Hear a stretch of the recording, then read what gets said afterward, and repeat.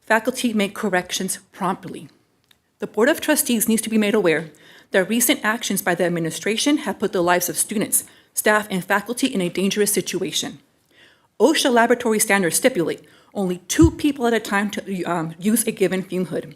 As hazardous reagents need to be stored and used at a fume hood by students, increasing the number of students in the labs will lead to overcrowding. More than 2 students at a fume hood and/or failure to complete the labs in an appropriate time frame due to lines. I hope the Board of Trustees takes this issue seriously and makes immediate corrections based on following both the law and building codes. Thank you for your time. Thank you. Anna Tolstova.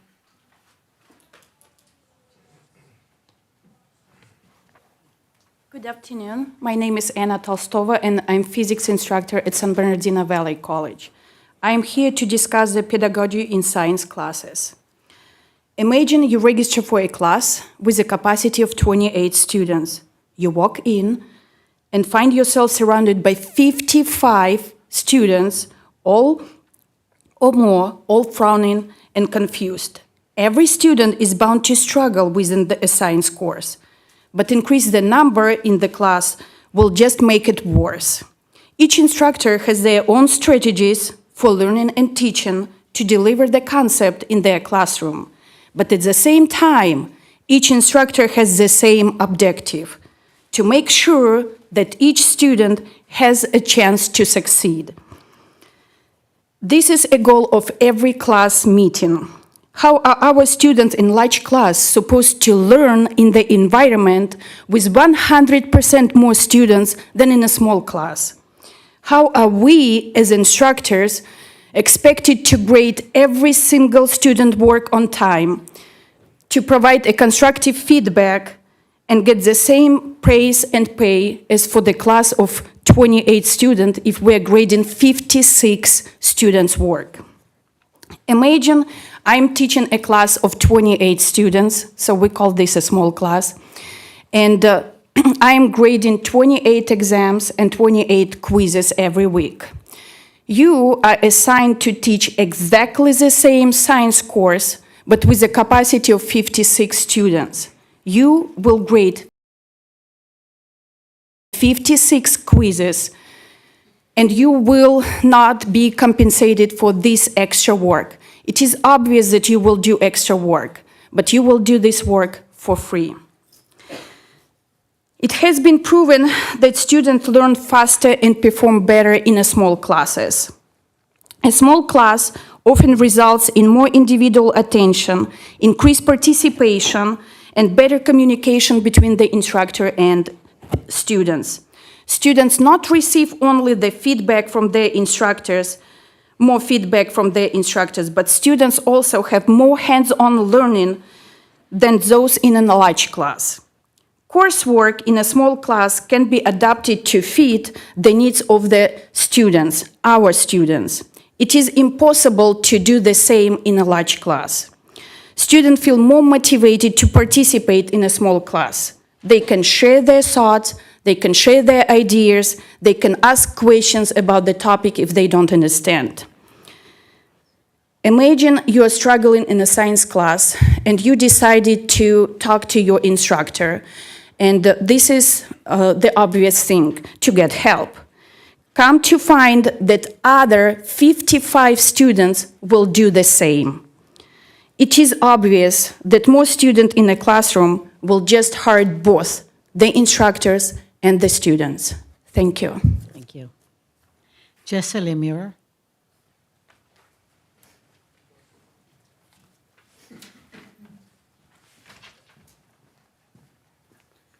Good afternoon, Board of Trustees. I'm Jesse Lemieux. I'm the current Department Chair of Chemistry at San Bernardino Valley College. I'm here to talk to you about our science professional agencies and their guidance. Their guidance for student contact hours in science and community college is provided by these professional organizations: the American Chemical Society, or ACS, the American Association of Physics Teachers, or the AAPT, the National Association of Biology Teachers, the NABT. All these organizations indicate that a maximum weekly student contact hours must not exceed 450 and instructor weekly student contact hours must not exceed 15. In addition, the NABT and the APPT guidelines recommend a student-teacher ratio of 24:1. The spring 2023 SBCCD schedule, created by the current administration, includes lecture sections of 50 to 60 students with 18 hours of weekly instructor contact time, generating 600 to 700 weekly student contact hours per instructor. This exceeds the guidance by 33 to 60%. Of the contract comparison districts that offer science sections such as these, all of them mitigate this in some fashion. And that brings the weekly instructor contact time back within the guidelines of these professional bodies. Our SBVC values state, policies, plans, and decisions must be data-informed, utilize an equity lens, and be based on thoughtful consideration of what will best serve our students and the community at large.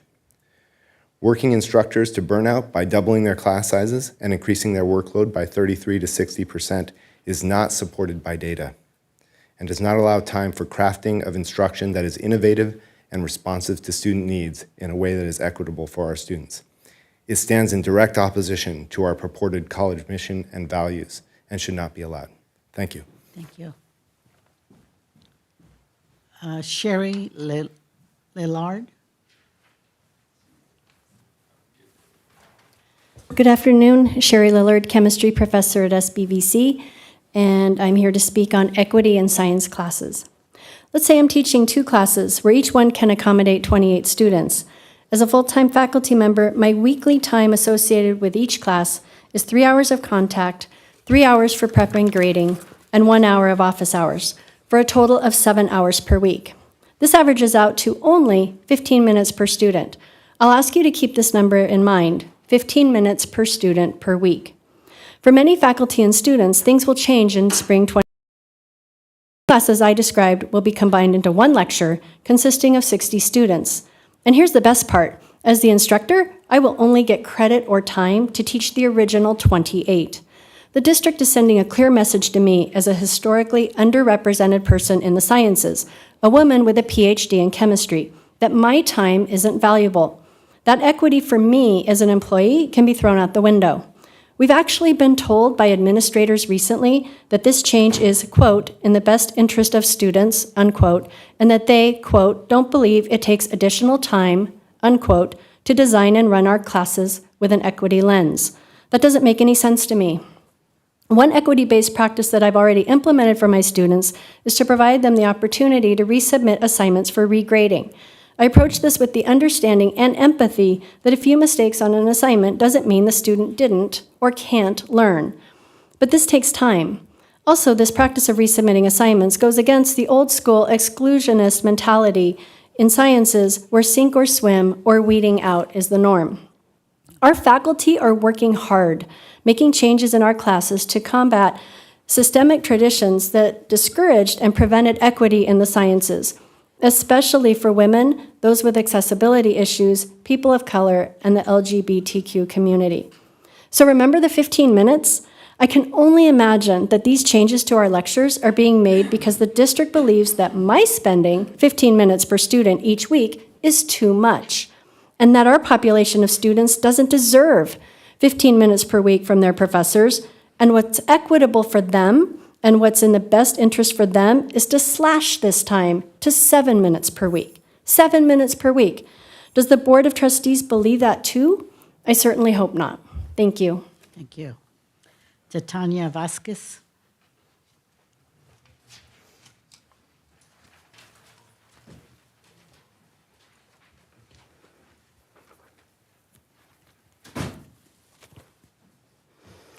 Good evening, Board of Trustees. My name is Tatiana Vasquez. I'm a biology faculty at Valley College and a long-term advocate for my students' professional success and well-being across the sciences.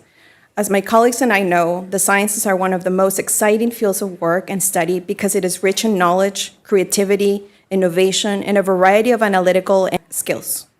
But unfortunately, it's made with Eurocentric and colonizing threads, which can discourage our highly underserved communities, our communities of color, whose families may already have limited experiences in science-based careers. Nevertheless, we science faculty welcome every student and we meet them where they are.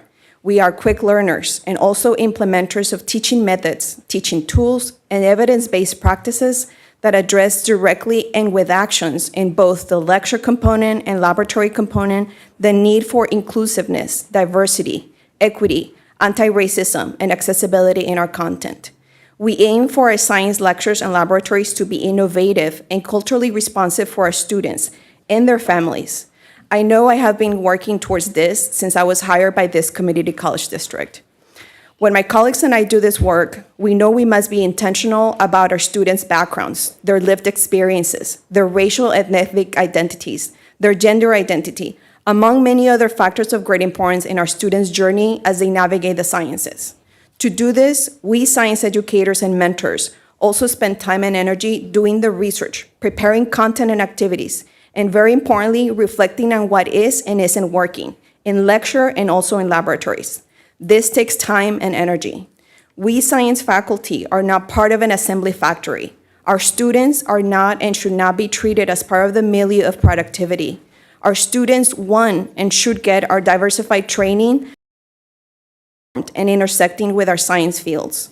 Ensuring the alignment of diversity, equity, inclusion, anti-racism, and accessibility with lecture and lab content, the associated assignments, and hands-on activities requires lots of time, energy, and brain power. This work is active work in each lecture and laboratory of our science classrooms. However, the actions of this district makes me question whether this community college district is truly committed to DEIAA work in our science lectures and in our science laboratories. Thank you for your attention. Thank you. Is that the end of our public comment? One more? Okay.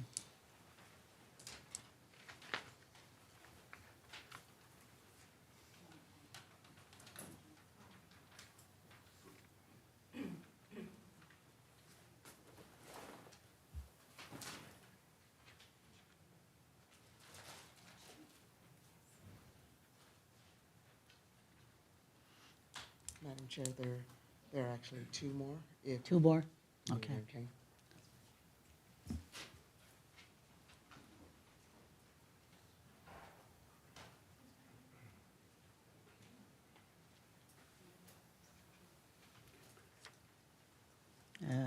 Shaletta Tillman?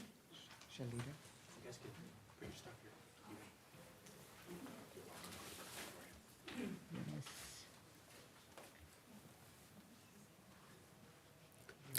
Hello, everyone. I'm Shalita Tillman. I'm the manager of CalWorks and Workforce Development, and I want to share a success story and also give thanks to our SBCCD Foundation, which is a part of the success story that I would like to share.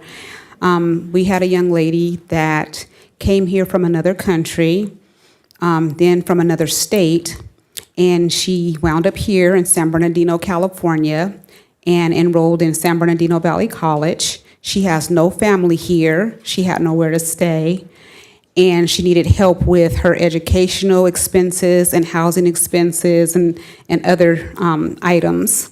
And the foundation, they were able to provide us with funding to cover the cost of her summer classes. And I just want to give thanks to our SBVC Foundation, to Miss Eunice Abel, who I have here with me today. And she's going to share some of her story with you and give her thanks and let her know how the roots of the CalWorks and Workforce Development Department was able to help her get to where she is now. Okay, hi guys. Hello. I'm a little nervous. Okay, so I was actually born in Nigeria, and I got dropped off here in the United States when I was like 9 by my dad, and I've kind of been like going like from foster home to foster homes. I grew up in Florida, Miami, and I went to I've kind of been like on my own, and I got into Clemson University, which is a school at South Carolina, but I wasn't able to continue because of some documentation issues that they were requiring because COVID shut down everything, and then the asylum was like taking forever. So I somehow wound up here in California, which actually the person that I connected with was supposed to help with housing, but he kind of took the money and duped me and left. So I was like homeless, and so I got in contact with Valley, and I got in contact with Shalita, and she found me housing and with the transitional assistance program, and I was able to have housing, and I was able to go to school in the meantime. And thanks to you guys paying my tuition for the summer, I was able to have time to go ahead and like figure out everything that I'm doing. And right now, I'm a 4.0 student.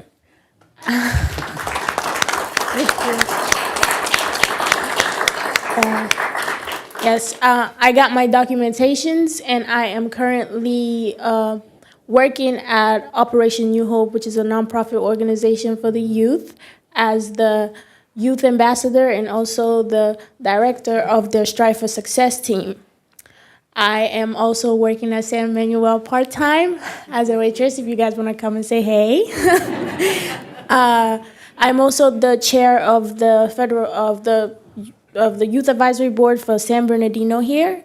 And actually last week we had a select panel for Assembly Member John C. Ramos that we spoke to, and we're bringing back the time and point count for San Bernardino for the homeless youth. That's something that the Youth Advisory Board, which I'm chair of, is going to spearhead. And I am also, we are also kind of writing a proposal right now for Assembly Member John C. Ramos on how we can help expand the definition of homelessness to include the individuals who are more inclined to the McKinney-Vento definition instead of the HUD definition, which is a little more restrictive. So that's kids who are going from house to house, kids who are sleeping in motels, which, like me, at the time, before I moved here, I wasn't technically classified as homeless according to the HUD definition, but I didn't have a place to stay. I was going from home to home. So, when we exclude people like this from the definition of homelessness, it's like a huge chunk of people who really do need help. So what we are working on at this time is writing a proposal for him so that he can see ways that he can expand the definition of homelessness and include kids that are in motels and jumping house to house. And that's kind of a little bit of what I'm doing. And I'm also applying to the University of UCLA and UC Irvine to transfer next semester. So, yeah, I'm doing pretty okay.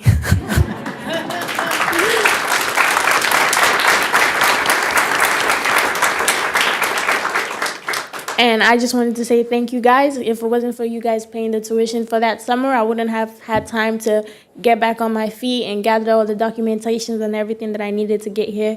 So to you guys, thank you very much. Thank you.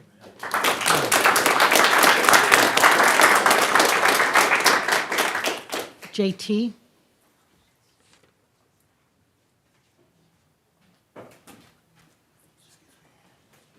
How y'all doing up there? Hope y'all are doing real good. I know I am a former employee here, and I definitely wanted to come up here and say. Mike. Oh, I speak loud, so I might break some ears up in here. So I am a former employee up here, and I definitely still do a lot of work in our community. First, I do want to thank Diana for letting us do our event over at San Bernardino Valley College with bridging the community and the police department and the sheriff department together, which was phenomenal. We packed out the house up in there. I did invite Joseph. Joseph didn't come, but I do like to thank, and I don't see Frank. He did make it. Him, Eloise, and Scott Thayer made it. Thank you for speaking, Scott. But another thing that we have on the thing is retention at your school. It's real bad. Even though I still don't work here, I hear a lot on the streets. I be around.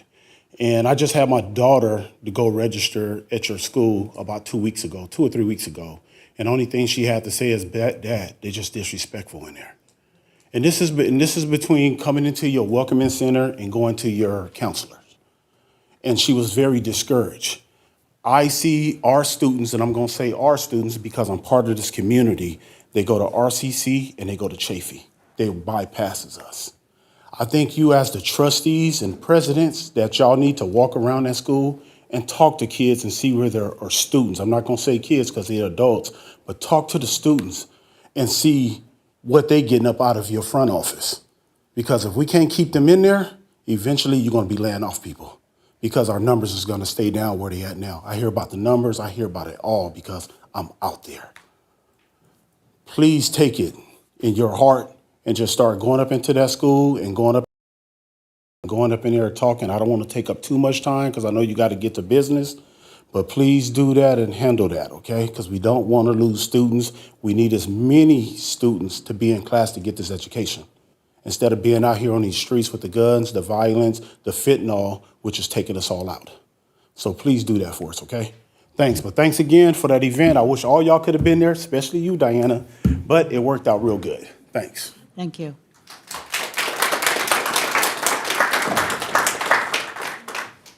Dewey A. Kelly Gray.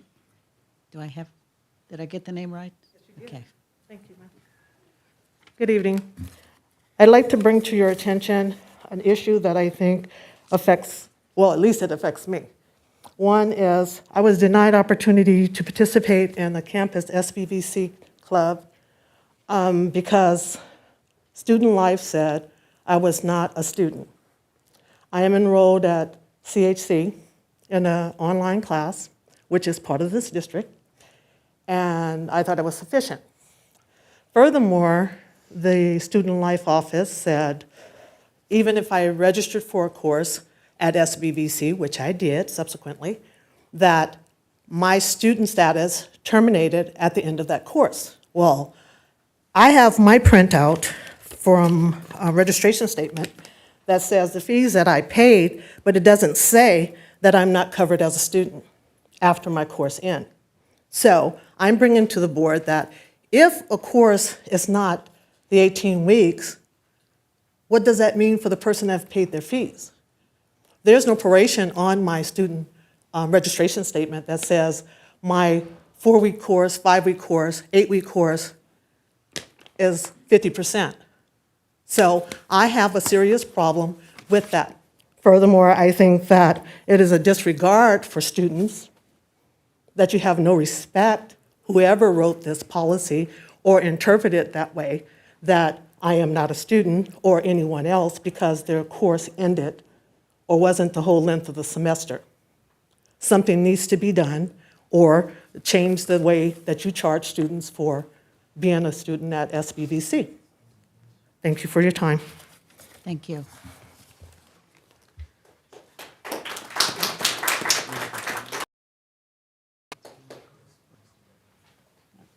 Can't respond to it?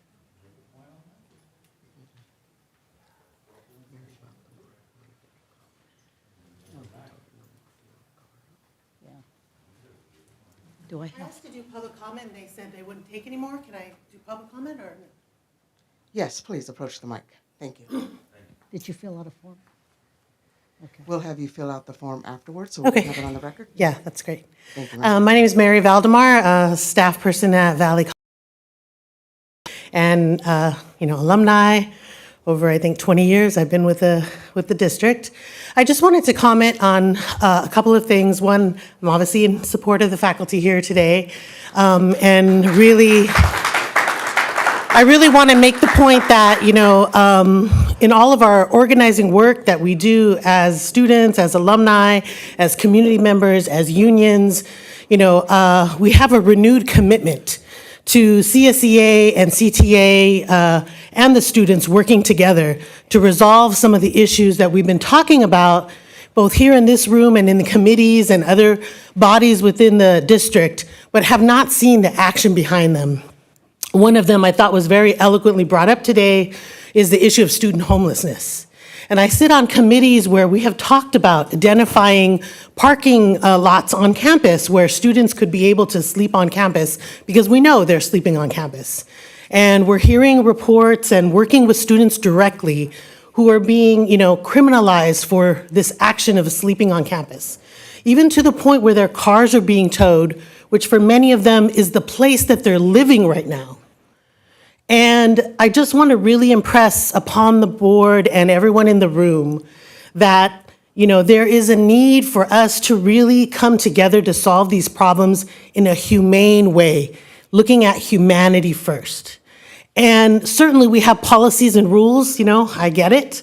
But when the policies and rules lack the vision and the observation of compassion and humanity, something's wrong with our rules. And we're seeing this across the board in different areas, particularly when we're talking about equity, inclusion, and anti-racism, and understanding how those things intersect with poverty, homelessness, food insecurity, environment. And these are not things that happen in silos to students. They compound. And when they compound, the impact is, devastation to our students, and sometimes criminalization, which is even worse. So I just ask that, we take a renewed action to help support homeless students. And I know there's plans for housing and whatnot coming, but it's not fast enough. And we need those of you who are in decision-making positions on this board, who are part of the we have as a district, the economic power and the people-moving power to help us remedy this for our homeless students, because they are the most vulnerable and they are indeed being impacted daily. Thank you. Thank you.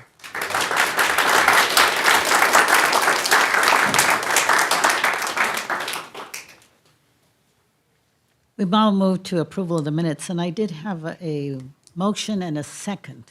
So that is still valid, I'm assuming? Yes, okay.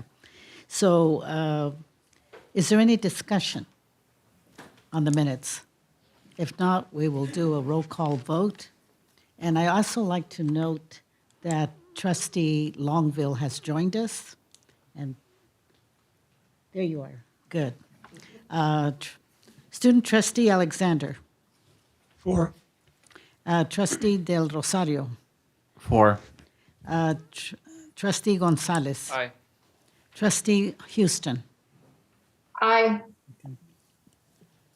Trustee Longville. Aye. Trustee Reyes is absent. Trustee Williams. Yes. Trustee Viracel. Aye. And I vote aye as the chair. Now we have the presentation and celebrations, applause cards. Would you, there they are. These are all the employees and staff who have gone out of their way.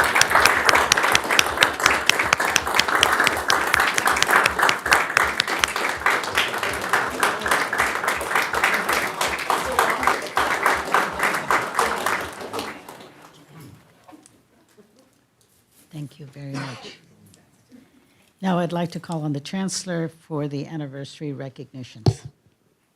Thank you, Madam Chair. As you can see, we have a number of folks that are celebrating anniversaries with us this month. But two of them I'd like to point out have served over 20 years, 20 or more years with us. The first one is Mr.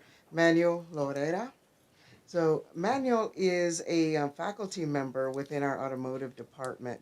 And one of his passions and his specialty are working and teaching our students how to work on vintage automobiles, which is really a fantastic program that we have within our district. It's not a program that many community colleges have, and the passion and care that he takes for that program should be applauded.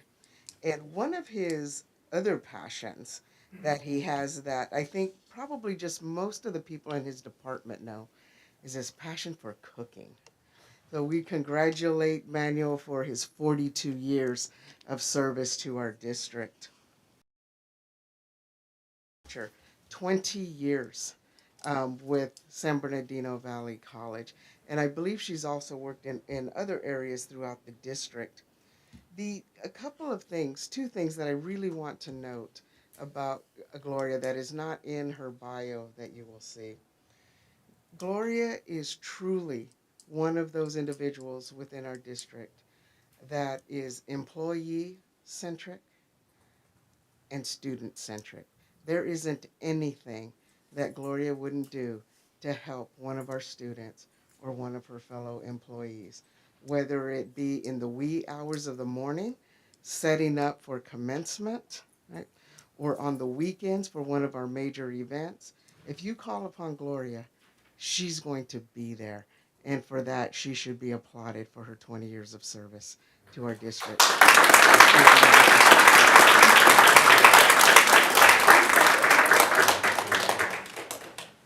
And I think I'm going to call on the Chancellor to introduce the speakers and the topic. And I guess it's the San Bernardino Valley College Honors Program. Yes. So on the agenda, we have a presentation to discuss our honors program and all of the fantastic things that they have been doing. I'd like to call forward Professor Ed Gomez and Ms. Judy Cannon for their presentation.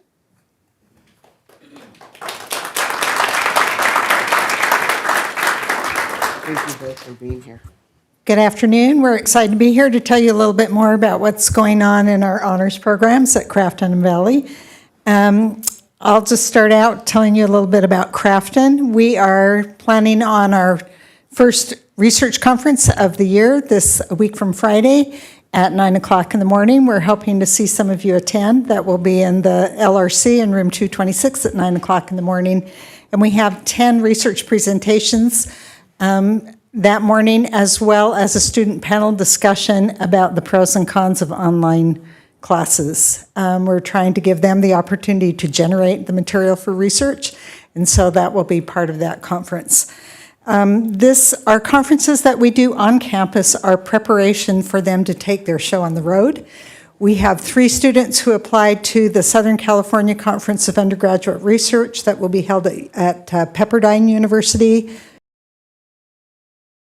Accepted to present their research there. We're excited about that. And I just want to share what their topics are to give you an idea of the range of research going on in our program.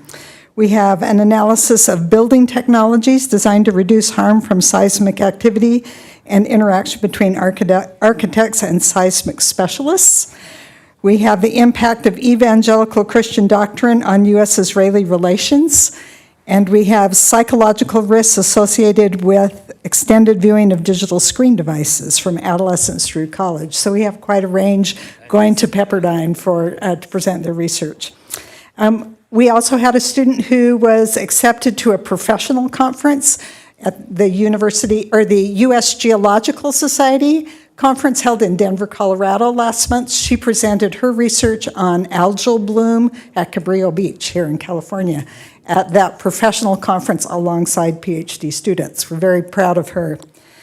And then finally, we are starting something new in our program where we are reaching out to our alumni and spotlighting them. And maybe, would you take that over there, Dr. Horan?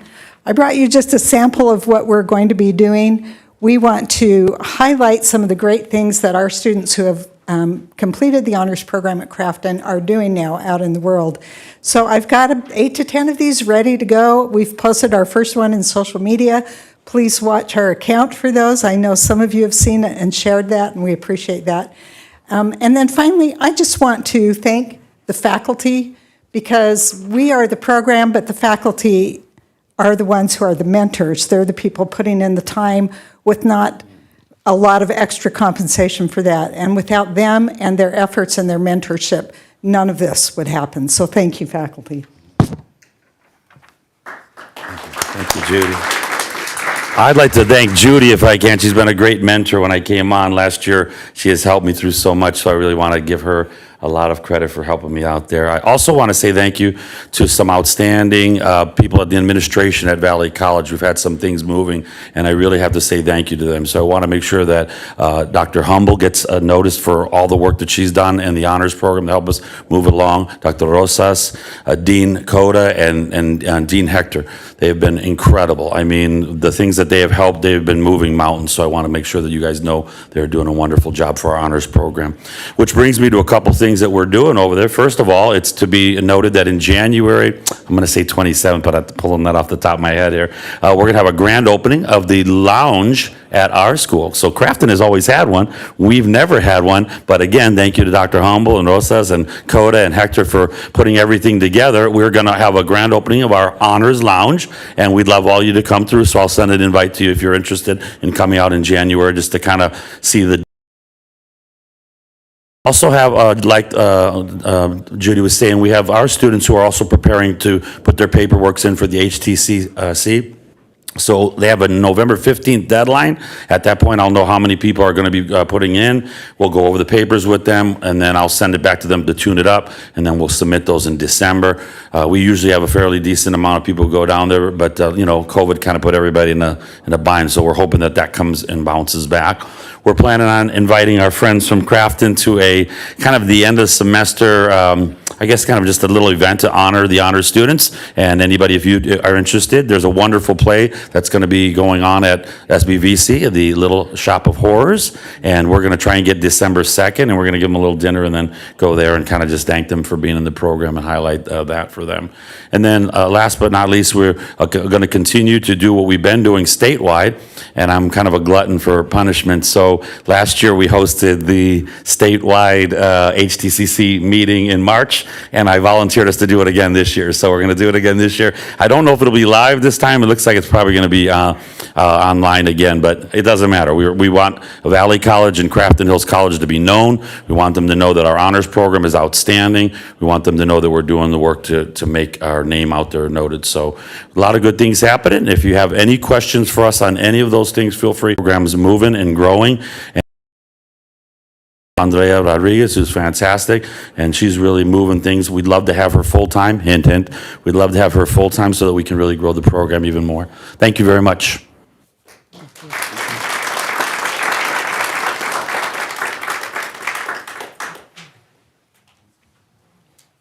Thank you both for the presentation and for all the work that you're doing with our students. Very much appreciated. Thank you. Next, we have a sabbatical report presentation from Mr. Dahim, and I apologize, Fahim, I'm going to not pronounce your name correctly, I don't think. Fazuni? Fazuni. Oh, yes, got it. Fazuni. Thank you, and welcome. Thank you. Hello, everyone. My name is Dahim Fazuni. I'm an English faculty at San Bernardino Valley College, and I'm here tonight to share with you, talk to you about my sabbatical project, its purpose, and its findings.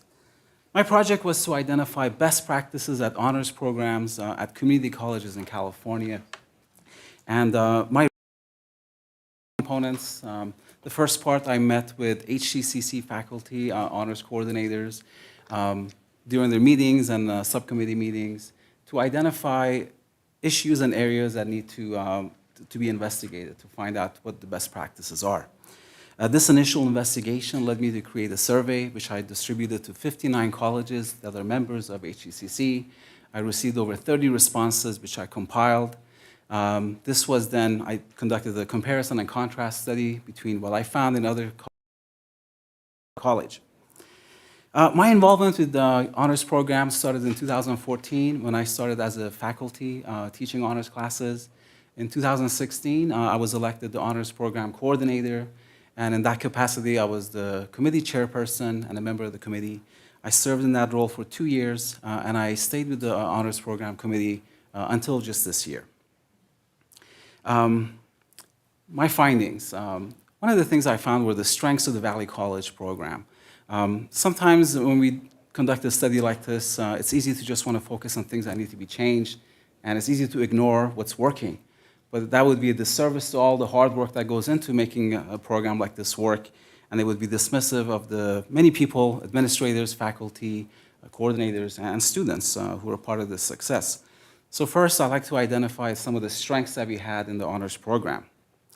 Our curriculum is exemplary. In fact, our courses are created with great care and align well with the transfer institutions. SBVC offers in the spring and in the fall and spring semesters a robust number of honor courses in a variety of disciplines. One area that's a true strength is offering online honors courses. The pandemic forced all colleges to teach honors classes remotely, And many of these schools came to us asking for our experience with teaching online classes. And we were one of the few honors programs prior to the pandemic that were teaching, and now many other colleges are teaching honors classes remotely. And during the meetings at HCCC, and Ed was there, and myself, and many colleges came to us to ask us, what are the best practices? So this sabbatical had the benefit of actually helping others find best practices too. Faculty commitment is another one of our major strengths. We have faculty that demonstrate great commitment to student success. As was mentioned, we do have our own campus research conferences that we have every year. Our faculty mentor students who attend conferences such as the HCCC conferences and others that was mentioned by Judy and Ed also. And also at Valley College, and there's a very strong collaboration among the current and former coordinators, I being one of them. The four of us, and Ed Gomez, myself, Anthony Blackshear, and Joel Lamore, we work collaboratively to faculty to learn about creating new courses, etc. And this level of collaboration is sort of unique, and it's very interesting and very helpful. Perhaps our greatest strength is that we're moving in the right direction.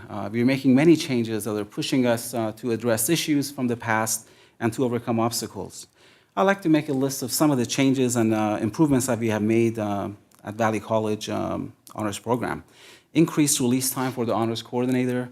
This was identified as one of the main components of a successful honors program. The coordinator must have enough time to meet with the students, meet with the faculty and administrators to make decisions. This is a time-consuming process, and over the last couple of years, we have actually increased the release time for the Valley College Honors Coordinator, although we're not quite at parity with our own sister college, Crafton Hills. That's something that may be addressed. There's been an increase in the budget for the honors program. This increase allows students to participate in attending plays, attending conferences. It helps, money helps, I think we all know that, and to have a larger budget helps students with both retention and success. We have started to offer a stipend for honors faculty at Valley College. This is one way in which the two schools, Crafton Hills and San Bernardino Valley College, were brought into parity. So this is a move in the right direction. Now we're offering honors classes in the summer sessions, which allows students the opportunity to take enrolling classes, not just in fall and spring, but also summer. We are much more active with recruitment. The changes after the pandemic, I'm happy to report that our recruitment efforts are much stronger than they've been in a long time. Meet and greet events for the honors faculty, meet and greet events for the students. These meetings create opportunities to build a community, which is so essential, not just for the students who are here now, but for the students who will come later. At community college, the students come and go every couple of years. And if there's not a sense of community, we have to build from scratch every time, and that's not a good thing. So having these events, having these meetings, it creates a sense of community that will help us long-term, absolutely. Now, there's some recommendations, of course. There is no perfect program, as I found out during my research. And there are some areas that we can make improvements. One of the most important is summer recruitment and support. Currently, there's no stipend of any sort. There's no release time for the coordinator during the summer months. But these are crucial months, 3 months in which recruitment can take place for students to enroll in the fall semester. Since we're offering summer classes, the coordinator needs to be available to both support the faculty and the students. And it is something that I found in many successful honors programs. They do offer stipends for the coordinator. My recommendation is to offer a stipend between 60 to 100 hours for the coordinator during these summer months to ensure that the honor coordinator can recruit during these summer months, that the coordinator is available to answer student questions during these months, and that since we are offering classes, that the coordinator can support both the students and the faculty. We also need a designated physical space, and my understanding is that we have a lounge. Excellent, another move in the right direction. This is something that was identified across the board by the successful honors programs and those who want to be successful. We need to have a place for the students to get together, to build in that sense of community, complete assignments, share thoughts and ideas, and it's essential that we have that. I know a lot of logistical issues need to be addressed, but it's not an impossible task. It's something that we can do, and I'm very happy to know that we're moving in the right direction. We also, I believe, need to have a revamped and expanded digital footprint. Currently, we have presence in the Canvas, and we also have an online website. But I think these could be enhanced and expanded to include success stories from previous students, current students, so that when students want to learn more about the program, that they can come to us, of course, but they can also, doing their own research, find information that could be useful in them making a decision. Some final notes that I like to make. SBVC Honors Program is a great resource for our students, and it deserves our commitment and support. Forward from the impact of the COVID pandemic and look to a plan for the future, we should remember that the program's success depends on continued commitment, continued support, patience to allow all the good work and effort to come to fruition.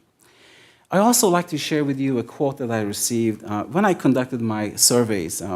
I would not just receive the surveys back, but I would also hear back from many of these coordinators. And I will not identify this person, but this is someone from a very successful program.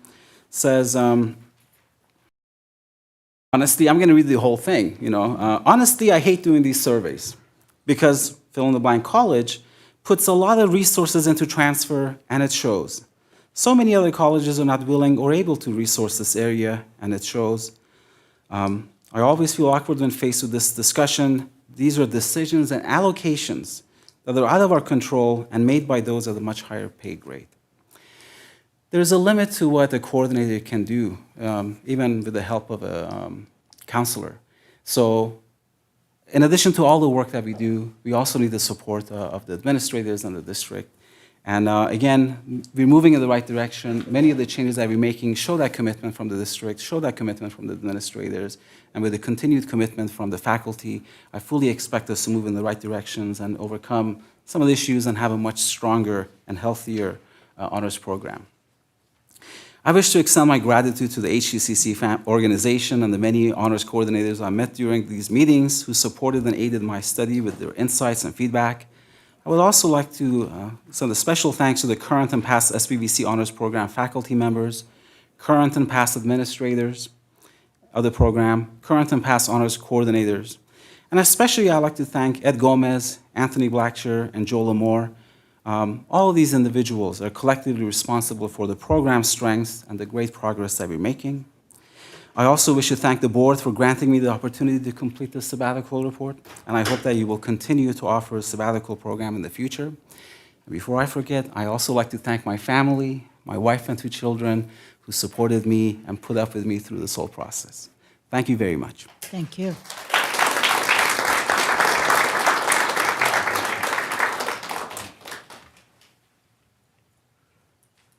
Thank you very much. We appreciate your report. Next, we have a presentation from the All-African Diaspora Education Summit 2022. And presenting, I'd like to call forward Interim President Dr. Scott Thayer and his team for the presentation. Thank you.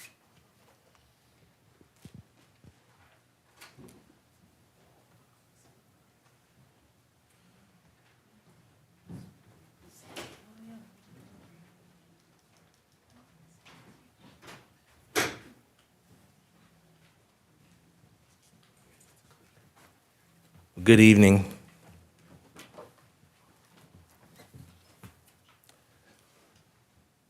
So this is, well, good evening, everyone. Thank you for the opportunity first to share the experience that we had at the All-African Educational Summit, the first annual inaugural summit. We have a presentation we'd like to share with you and our presenters, and we'll introduce ourselves first, and then I pass it on to our share about the experience that we had. You want to introduce yourself? I'm Kenisha Bufong. I'm a counselor and a Moja coordinator at Valley College. I'm Ty Simpson. I'm the co-chair of General Counseling at San Bernardino Valley College. Hi, I'm Sandra Blackman, and I teach African American history in the Umoja Tumaini program. Hello, my name is Danielle Smith-Morton, and I'm co-coordinator and instructor for the Moja program.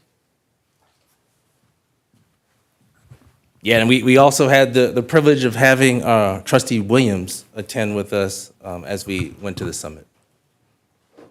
So I'm going to get started, and I'm gonna pass it on to our team who's gonna really dive into the experience. So the experience took place at the University of Cape Coast in Ghana, and that was September 19th to the 24th. The University of Cape Coast is the fourth largest university in Africa, or number 4 in the rankings in Africa, number 1 in the West Coast, and they were the host institution for the summit. The delegation that we sent from San Bernardino Valley College, you see a group of us here. We had 7 members, and we were joined by hundreds of practitioners, professionals, educators from California as well as around the globe. So it was an opportunity to be amongst some of the greatest, some great scholars, educators, and equity champions. This aligns with the 4 board goals that have been defined by this board. And so we're gonna go through these experiences. As you know, the goals: eliminate barriers to success, our DEIA work, being a leader and being present was part of that leadership, and then assuring accountability and fiscal sustainability. So I'm gonna pass the mic over to Kanisha Bafong, who will, along with Ms. Blackman, will continue the presentation. Thank you. I first want to be able to thank the district for allowing us to have this opportunity, but I want to go into eliminating barriers to student success and access.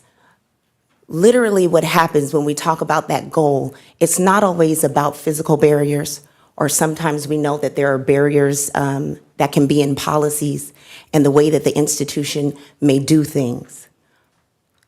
The institution of education was created and excluded almost all of us in this room.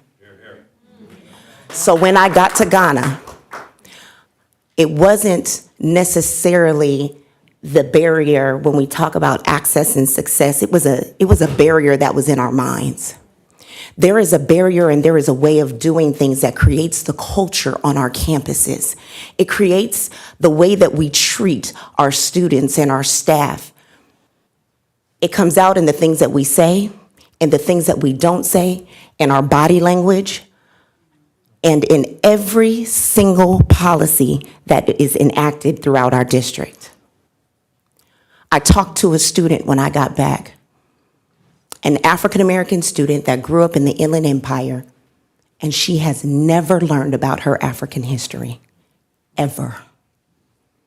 So her first encounter with her African history will be through us, as what I like to call jegnas. It's a different word for mentor. It takes it a step further. And what I realized is that many of our students and many of us have barriers to access and success in our minds. She did not know that our heritage started prior to the slave ship and the slave dungeons that you will see here. She had no clue. That is all she has ever heard everywhere her entire life. And this woman is in her 20s. And so when we talk about eliminating barriers to student success and access, we're going to talk about decolonizing the mind. I had an opportunity to learn about African-centered education at this particular conference. And learning about African-centered education is something that I will bring back to the Umoja program, but to San Bernardino Valley College's campus. I'll be at Crafton, don't worry, I'm gonna visit y'all. But this gives us an opportunity to bring this back and decolonize not just our African students, our African American students' minds, but all of our minds, so that we can truly create a district and reach a goal where we promote success, where we improve the broader student experience, because the pedagogy of African-centered education is not just for African students. It is something that can uplift all of our students. And being in Ghana and talking to students and college students there that had never been under the shackles of the post-transatlantic slave trade. They didn't have that weight. They didn't have that. It's life-changing. You feel it in your gut when you know that there are things that are being removed from your mind that literally impede your progress. So I am chomping at the bit to have an opportunity to talk about African-centered education, Dr. Akua. We're going to have some readings and some teachings and some things that we want to share with our district and to share with our educators, share with our students, share with every staff member, every community members, so that we can truly become a district that can reach this goal. We'll have lovely pictures all the way throughout here where you will see people of Ghana, our Ghanaian people, but we also want to be a diverse, equitable, inclusive, and anti-racist institution. And in order for that to happen, after we decolonize the mind, we have to make sure that we put some things in action to make sure that we move this district forward and engage our students in a way that they have not been engaged before. So get ready for the journey. We have been ignited. It is a different kind of fire. I thought I was gonna be nervous to talk to y'all, but it's a different kind of fire. When you know that everything that we put on paper and plan can actually happen, but we have to be radical about this. We have to come with a different frame of mind. I was prepared. Someone told us before we went, whatever you think about the United States, you better leave it there. And when you come here, just be ready to be transformed. Well, it's nice to meet you again. This is the transformed Kenesha Bufong. And we look forward to engaging with you, our students, and our staff, and our community in a very different way. Oh, wow. How can I follow that? So I'm tasked with discussing goal 3. But first of all, I want to share how much that trip validated me as a woman of African descent born in Latin America, and seeing my culture on display everywhere around me and knowing where it came from. So it was transformative, and all of those other adjectives that go along with this phenomenal experience.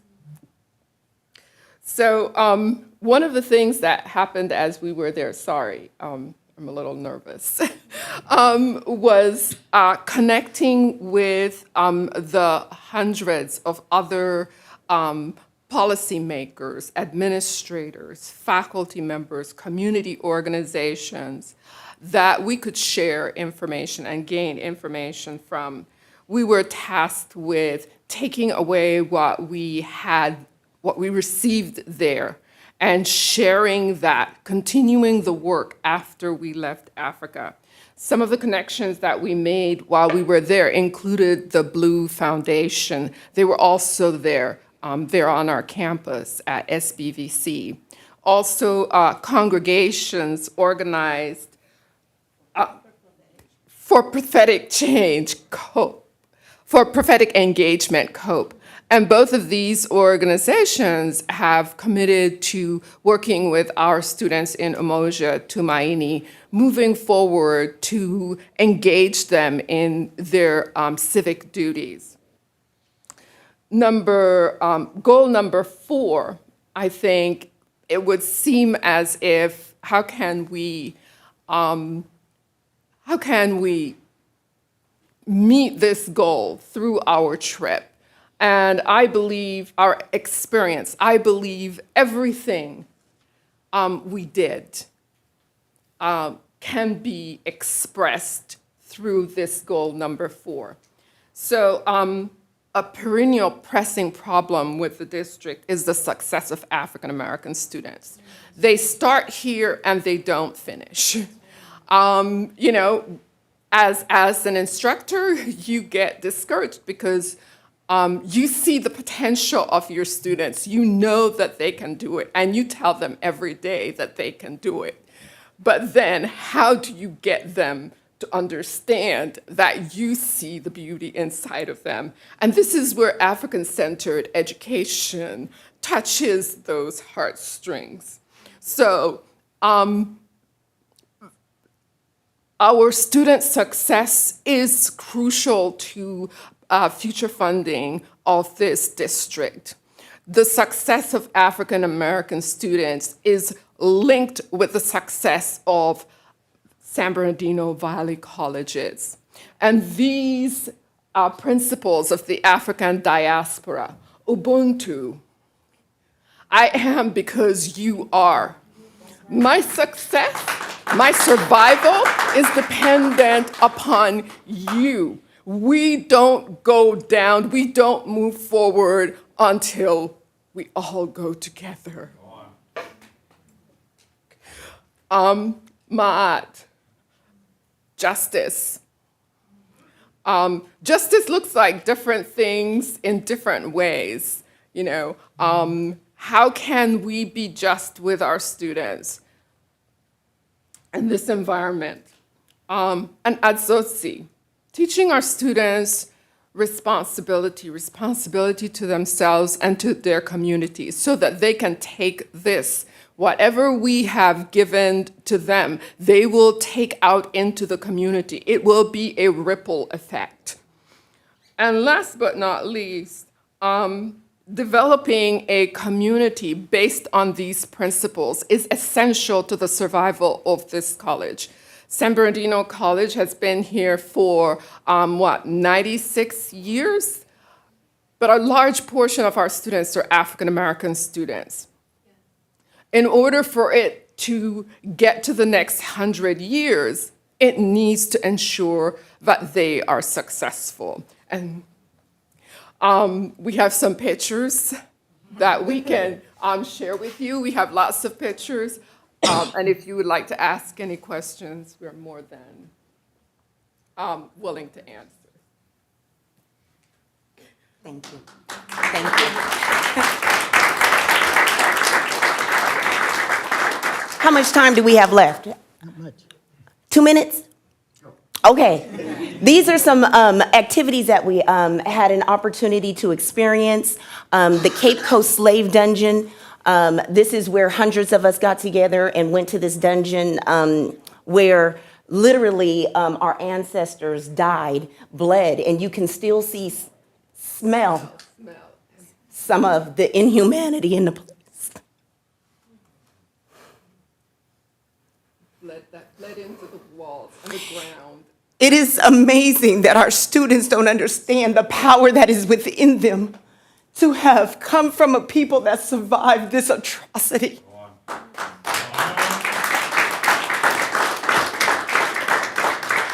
We were able to experience the rainforest. There were suspension bridges, and they were small bridges and in high places that we walked over. And we walked over holding each other, holding our hands, making sure that we got through. And then I realized this is how some of us are trying to navigate through this education system. Walking across bridges that are old and rickety and have holes that you have to navigate through. We got a chance to experience that. Then we went to the Wall of Return, where they welcomed us to come and write our ancestors' names on the wall so that we can leave pieces of ourselves there and celebrate our ancestry. And then there was a naming ceremony on Ghana's Independence Day. It was a marvelous celebration where the entire community came out to greet us. Everybody came out to greet us, and they gave us a name, hundreds of us. They call it our soul name. So the names that we carry belong to our slave owners. But when we got our soul name, trust me, you start to feel a little different, right? And this is something we do with our Umoja students at the end of the year. We name them something different based on how we have interacted with them. And so this is something, and if you see in Cape Coast, the slave dungeon, it says, in everlasting memory of the anguish of our ancestors. May those who died rest in peace. May those who return find their roots. May humanity never again perpetuate such injustice against humanity. We, the living, vow to uphold this. We are the living. We are the living. We have work to do. And we can't let us slip back into a time where it was okay to just be inhumane to people. They literally had dungeons, and then the governor's home sat on top of dying people. The church sat on top of dying people. And tortured people. At the end of their. And these are the things that we got to experience that informed us on how to deal with our students today. We can't be, as instructors, as administrators, whoever we are, so high and mighty that we are sitting on top of our dying students. That can't happen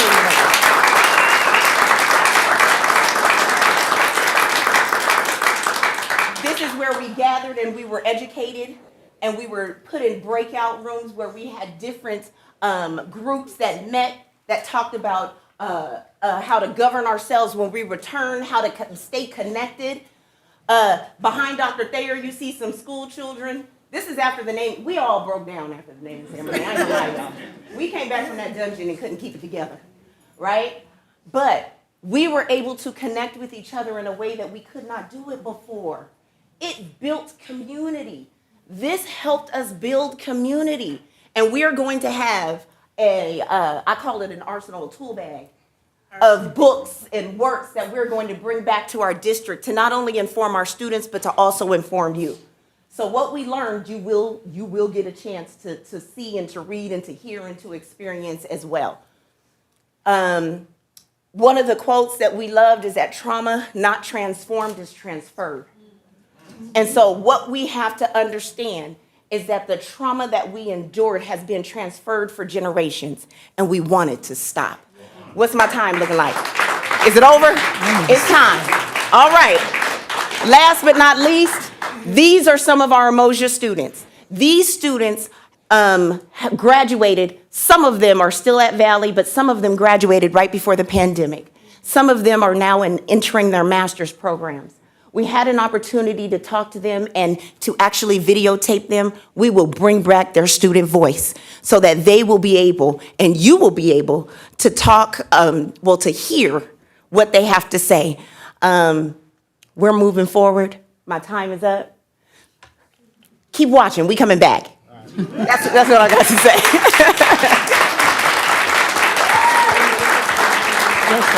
Yeah, wait, don't sit down. Don't sit down. In conclusion, just really quick, I just want to once again thank the board for the opportunity to take the group. As you can see, the impact will continue to resonate and reverberate across the district, and it was definitely an experience for everyone in attendance, and being there was important. You know, it was important for us as a district, for our faculty. And it was definitely well worth the trip. So thank you again for the opportunity. Thank you. Don't sit down. So, first to Ty, thank you for getting us there and for getting us back home. It was, a big undertaking, and all of y'all could have gone so that you could understand the emotion. But to the board, our equity policy, and then the anti-racist statement that we have in our strategic plan. I've been thinking about what's the policy impacts.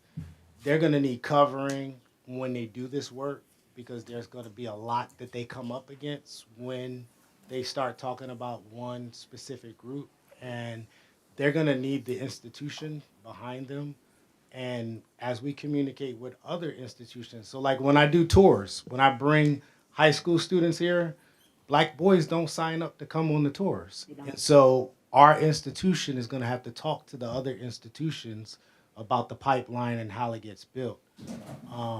When we talked about reviewing our policies to see if we have any, I don't remember the specific language, but when you think about textbooks, do we have any materials that have an oppressive psychology behind because when textbooks only start in the enslavement period and you're trying to recruit African American males to a campus, they don't see anything positive. Like, why do I want to learn about that? And so as an institution, we're going to have to be ready to deal with all of those different types of things. And, are we writing new textbooks? And specifically, we talked about budget directives. How much funding are we committing to supporting the initiatives to bring Black students specifically into our institutions? And so they're not going to be able to do this by themselves. They shouldn't be required to represent all Black people by themselves. And so unless the institution is ready to be behind them, we're going to have to figure out what that commitment looks like and how we can support the continuation of the work. But I think you nailed the presentation, and I appreciate y'all. Thank you. Thank you. If I may, first of all, I just want to thank you all, not only for your willingness to go, and I know it was just more than those of you that could be here tonight. There was a whole team of you, and so I appreciate your willingness to go, taking the time that you did, enduring the flight that you did, and also your willingness and commitment to bringing back and doing the work. So you have my thanks. And I just want to also say thank you all for the gift that was brought back from the team. Yeah. I appreciate it. I will hang it proudly in my office. If you've been to my office, I have no art in there. Now I do. So thank you so much. And every time that I see it, it will work that all of us need to do, and the reminder of the work that especially that I need to do. So thank you so much. I appreciate it. And bring back more. Thank you. I think that concludes our presentations. I would like to then move to Madam Chair? the, Madam Chair? oh, yes. If I may, I just want to thank I want to thank all the folks who participated in this presentation, and it's obvious how moved each of them were as individuals, but I'm particularly pleased because I see the potential for wonderful ripples extending out for years to come, for forever, for this institution, that I really believe this is going to have an impact. I'm truly hopeful that it's going to have a significant impact on us, and it's I was particularly struck by the discussion of the naming ceremony, and it evoked memories of when I was a child and Muhammad Ali changed his name, and how it became a major focus of attention by a lot of people, mostly negative, from an awful lot of people who didn't understand the significance of it. And this was a very moving experience, and I want to thank all the folks who participated in it. Yes. Thank you. Thank you. The next item is our action item. A, actions to further the KVCR Inspiring Possibilities Plan. I need a motion and a second to approve the item, and any discussion. So moved. Second. Okay. Is there any discussion? None. Okay, we'll take roll call vote. Student trustee Alexander, Aye. Aye. trustee Houston, trustee Longville, Aye. trustee Reyes is not present, trustee Williams, Aye. trustee Veracel, Aye. and I, as the chair, vote aye. The next item is final board policies for final approval. I need a motion and a second. Move approval. Second. Okay.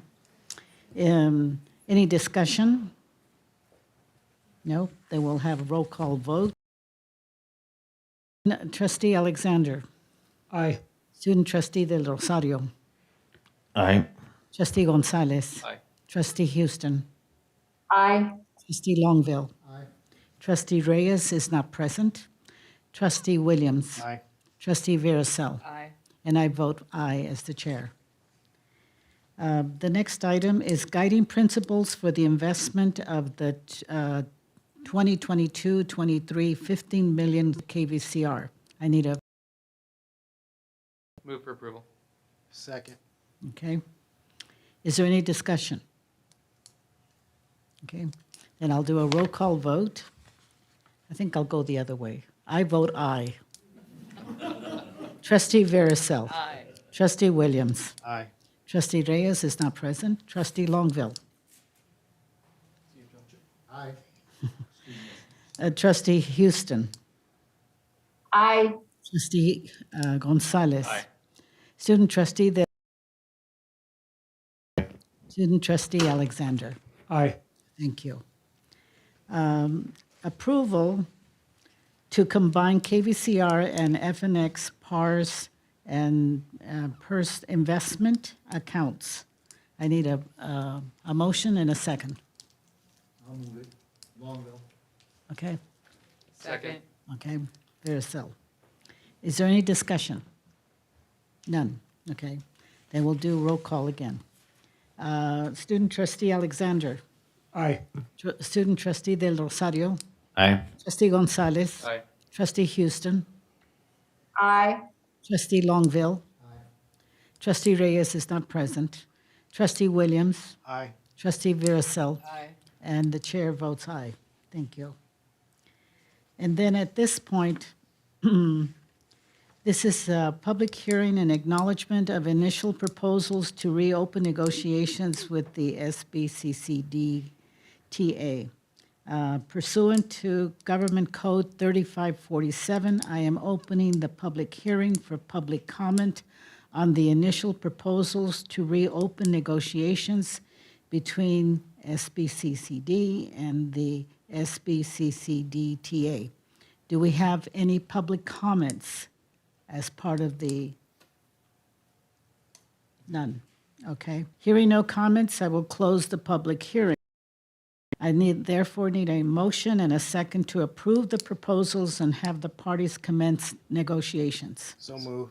Second. Okay. Any discussion? Okay. Then we'll do a roll call vote. Trustee Alexander. Aye. Trustee Del Rosario. Aye. Trustee Gonzalez. Aye. Trustee Houston. Aye. Trustee Longville. Aye. Trustee Reyes is not present. Trustee Williams. Aye. Trustee Veracel. Aye. And the chair votes aye. Thank you.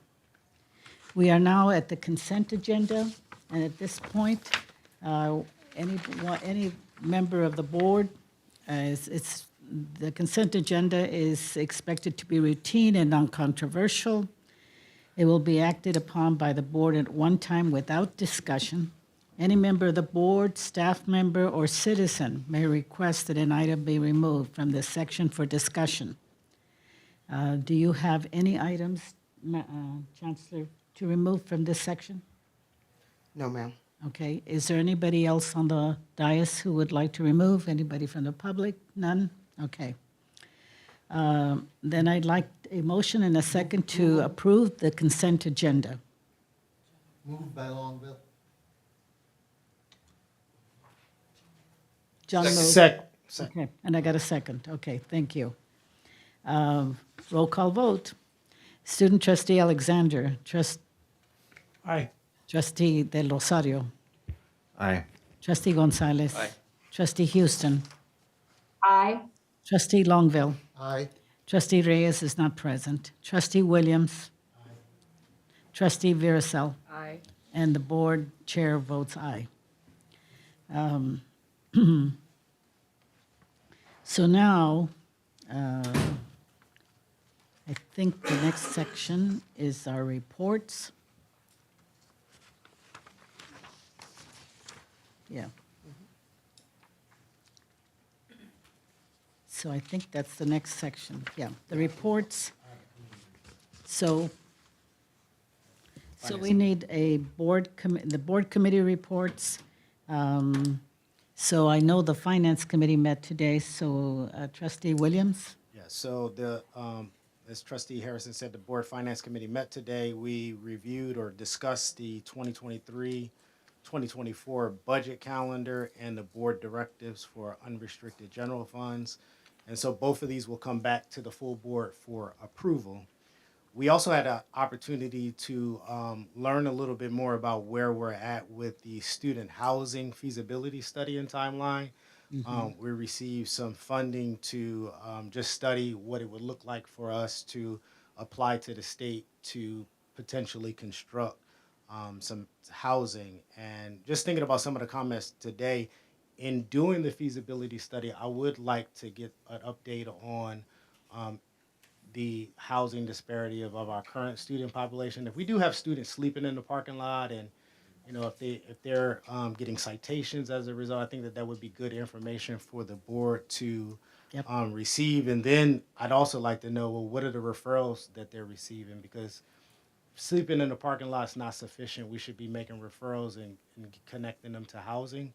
And so I'd like to know what those incidences have been like, and then what solutions have been provided for students.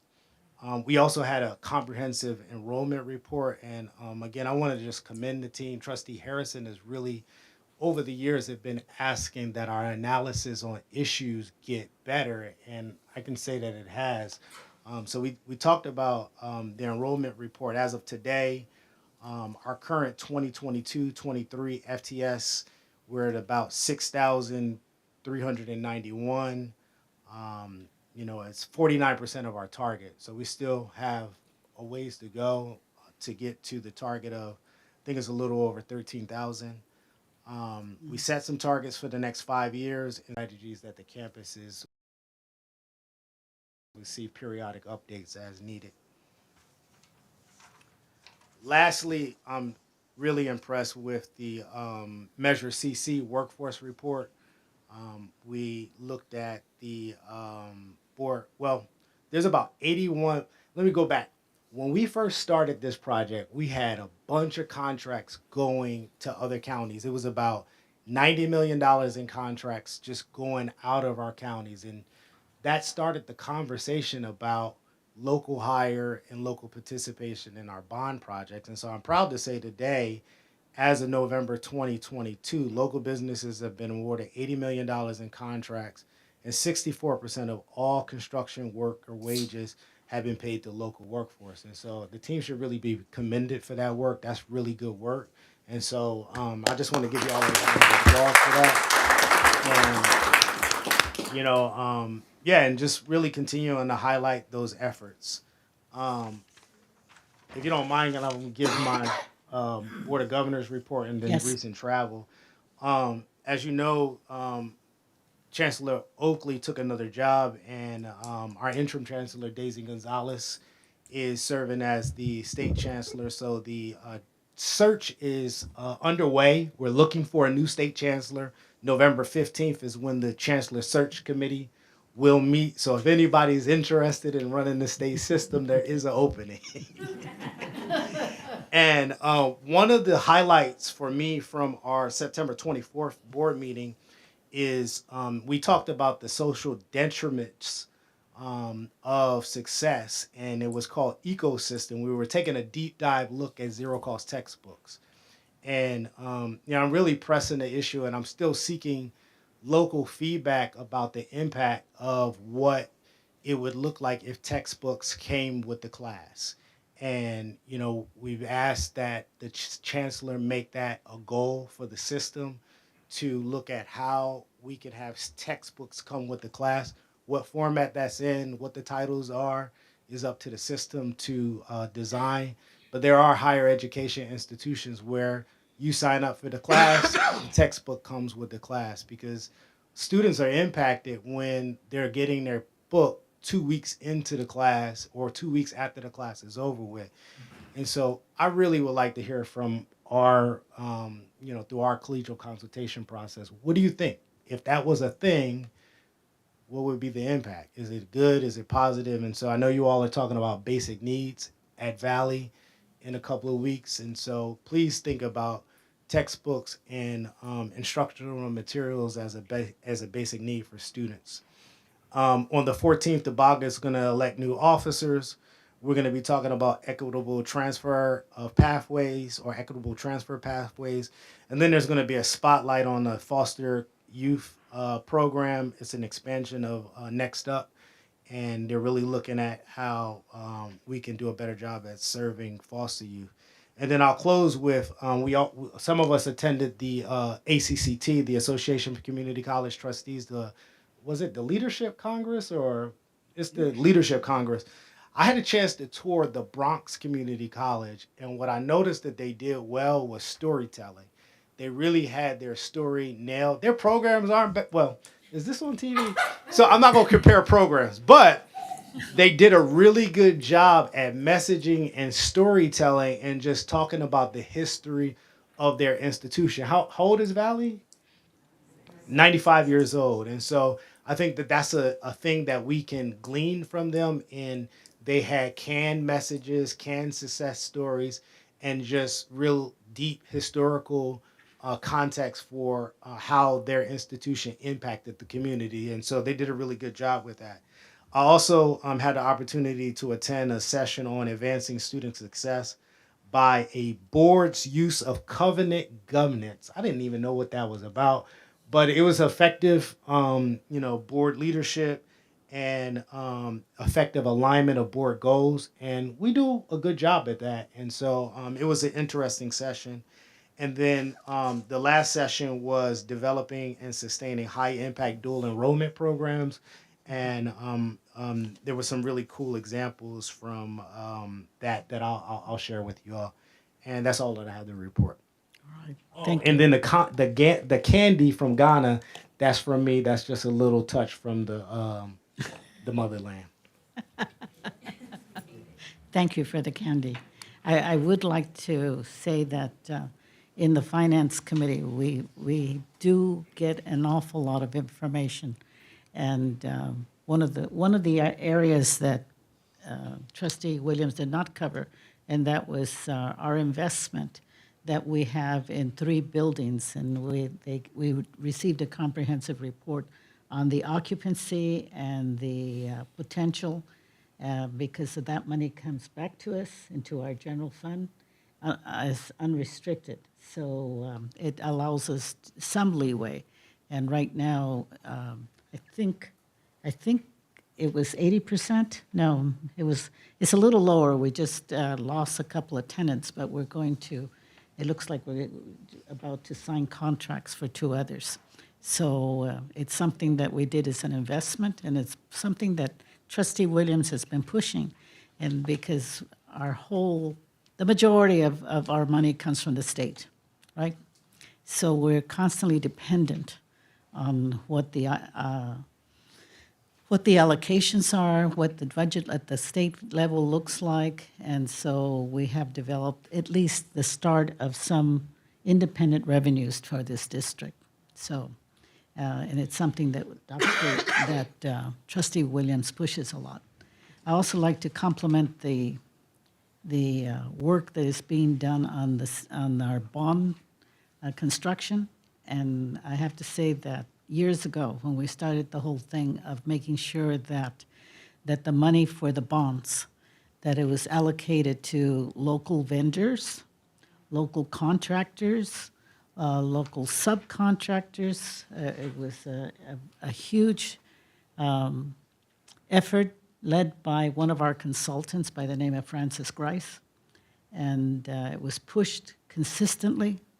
And we have a really good percentage of people who, from our region, who are hired through these contracts, and we have local vendors that and subcontractors that are getting an economic benefit from our projects. So I don't think we can ask for anything more.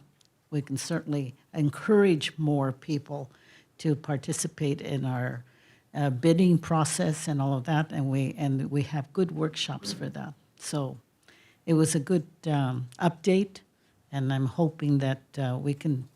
I can't remember what the percentage was, but it was certainly up to the 50% or more. And so we only asked as a policy, I think 25%, and we have surpassed all of that. So good work. Good work. Yes. I forgot to thank the Chancellor, Dr. Thayer, Angel Rodriguez. And what's the young man's name that did the videos for the Lois Carson? Eric. We received a lot. I've received a lot of positive feedback on the building dedication. The bench was a nice touch, and folks were really just overwhelmed with how you honored Miss Carson's legacy. And our hope again is when folks go into the building that they will Google her name and just think about the whole idea of service and the idea of education. And so it was just really well put together, and folks were just appreciative on how you honored her. So thank you for that. Thank you. Thank you. Chancellor's report. Thank you. Well, first I'd like to Native American Heritage Month. So being part Navajo, myself on my father's side, I truly appreciate the programming that both colleges are doing in celebration and in honor of our Native American family and ancestors. So thank you for the work that you all are doing. I'd also like to say congratulations to Dr. Ann Barisal, who was recognized at the annual Celebration of Excellence Awards Gala. She was honored and received the award for the so congratulations. I'd also like to thank Cal State San Bernardino and specifically Dr. Tomas Morales and Dr. Paz Olivares for inviting me to be the keynote speaker at their Latina Leaders Actualizing Agency conference. I was truly honored to speak before the group, so I just wanted to publicly thank them. And excuse me, Trustee Williams, hopefully you'll be happy to know that I will be speaking on the national stage about publisher reform and our Books Plus program and the need for schools, especially community college students, to receive such resources. I'll be presenting with the University of Houston and the book company of Follett. And that will be on Monday. So we're starting the conversations. So, Trustee Williams, I just want to give a special thank you to all of you who came out for the Lois Carson Campus Center building naming event. So thank you all. A very, very special day in the history of San Bernardino Valley College, and I'm sure Dr. Thayer will probably mention that in his report. I also want to congratulate KVCR and FNX for their first live TV election night coverage, in partnership with Indian Country Today. The coverage focused on Native and Indigenous voters, candidates from all parties, and local and national issues. The KVCR studio was the national headquarters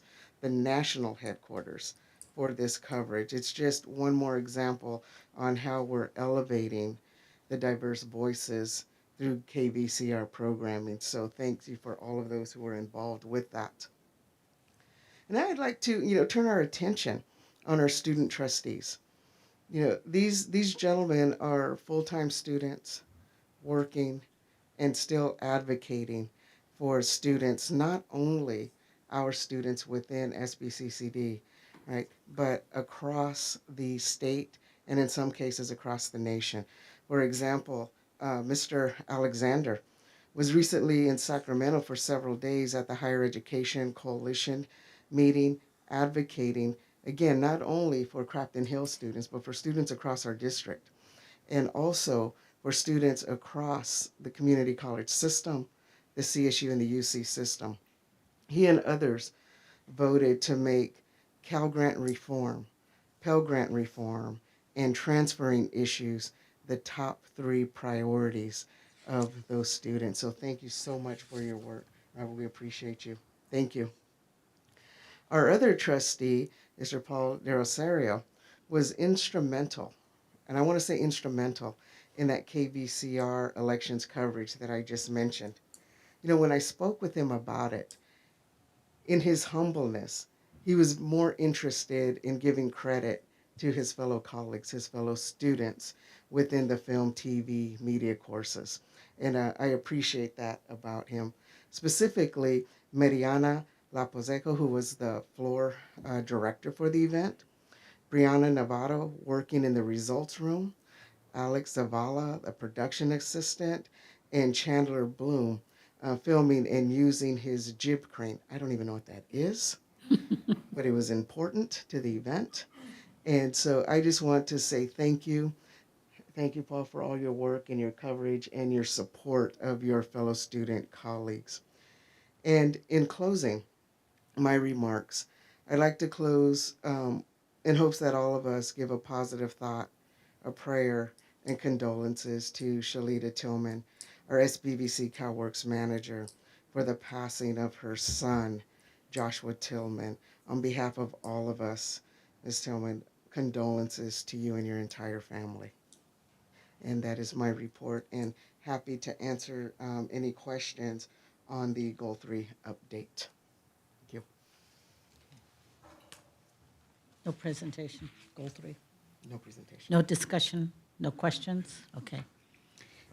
Madam Chair, could Yes. I please, This is Steve. yes, I want to say thank you to Chancellor Rodriguez and everyone here for supporting KVCR and FTVM. Last night was Tuesday night was also the award ceremony for the Film TV Media's hosting of the Inland Empire 48-hour film contest. 4 teams have to make and write and direct and produce a short film in 48 hours in 2 days.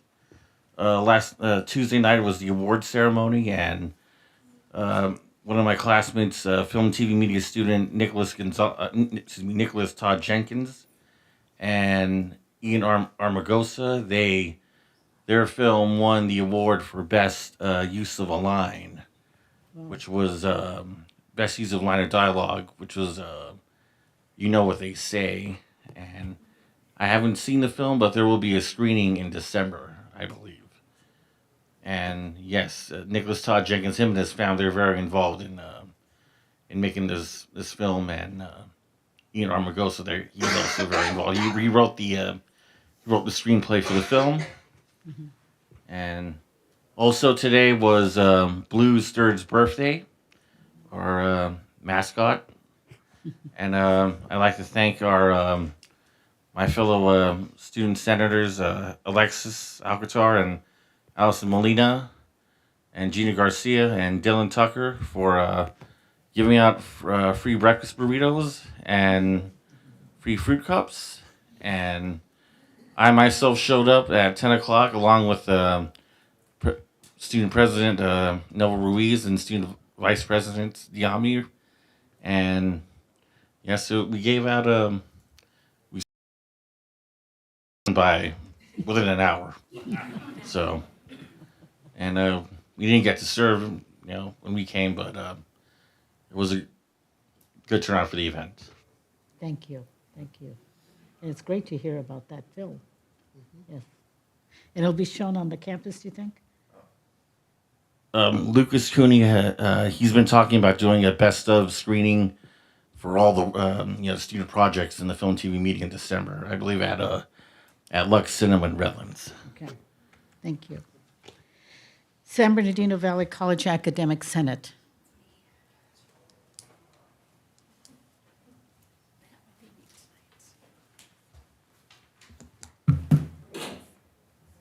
Bless you, whoever that was. Will that work for me? I don't know. Can you see my warm demander sticker there? I can. Absolutely, wonderful. So I don't know how to follow some of the presentations tonight. So I'm Davina Burns-Peters, Academic Senate President, for those who don't know me. But I don't know how to follow the presentations tonight, to be really honest with you. The presentation given by the group who went to Ghana, to the summit, and the presentation of Eunice Abel, who shared her student story. That's why we're here. That is what we're about. And I personally felt like I was back in church. I was raised Pentecostal, so if you know anything about that, it felt like a message direct to the heart that was sent by some other being to remind us and to remind me personally of why we do what we do. We've been saying for a long time that this is hard work and this is a heavy load. But I want to thank the presenters today for just really bringing it to church, if you will. I know there's supposed to be a separation between state and church, but I'm just speaking personal experience here, but really bringing it home and really driving that from such a personal experience that they had on that journey. So I felt the heat. The fire was burning, right? And I felt the heat. I hope we all felt it equally and sense that as a call to the next step, which is putting action behind the words that many have been saying for a long time.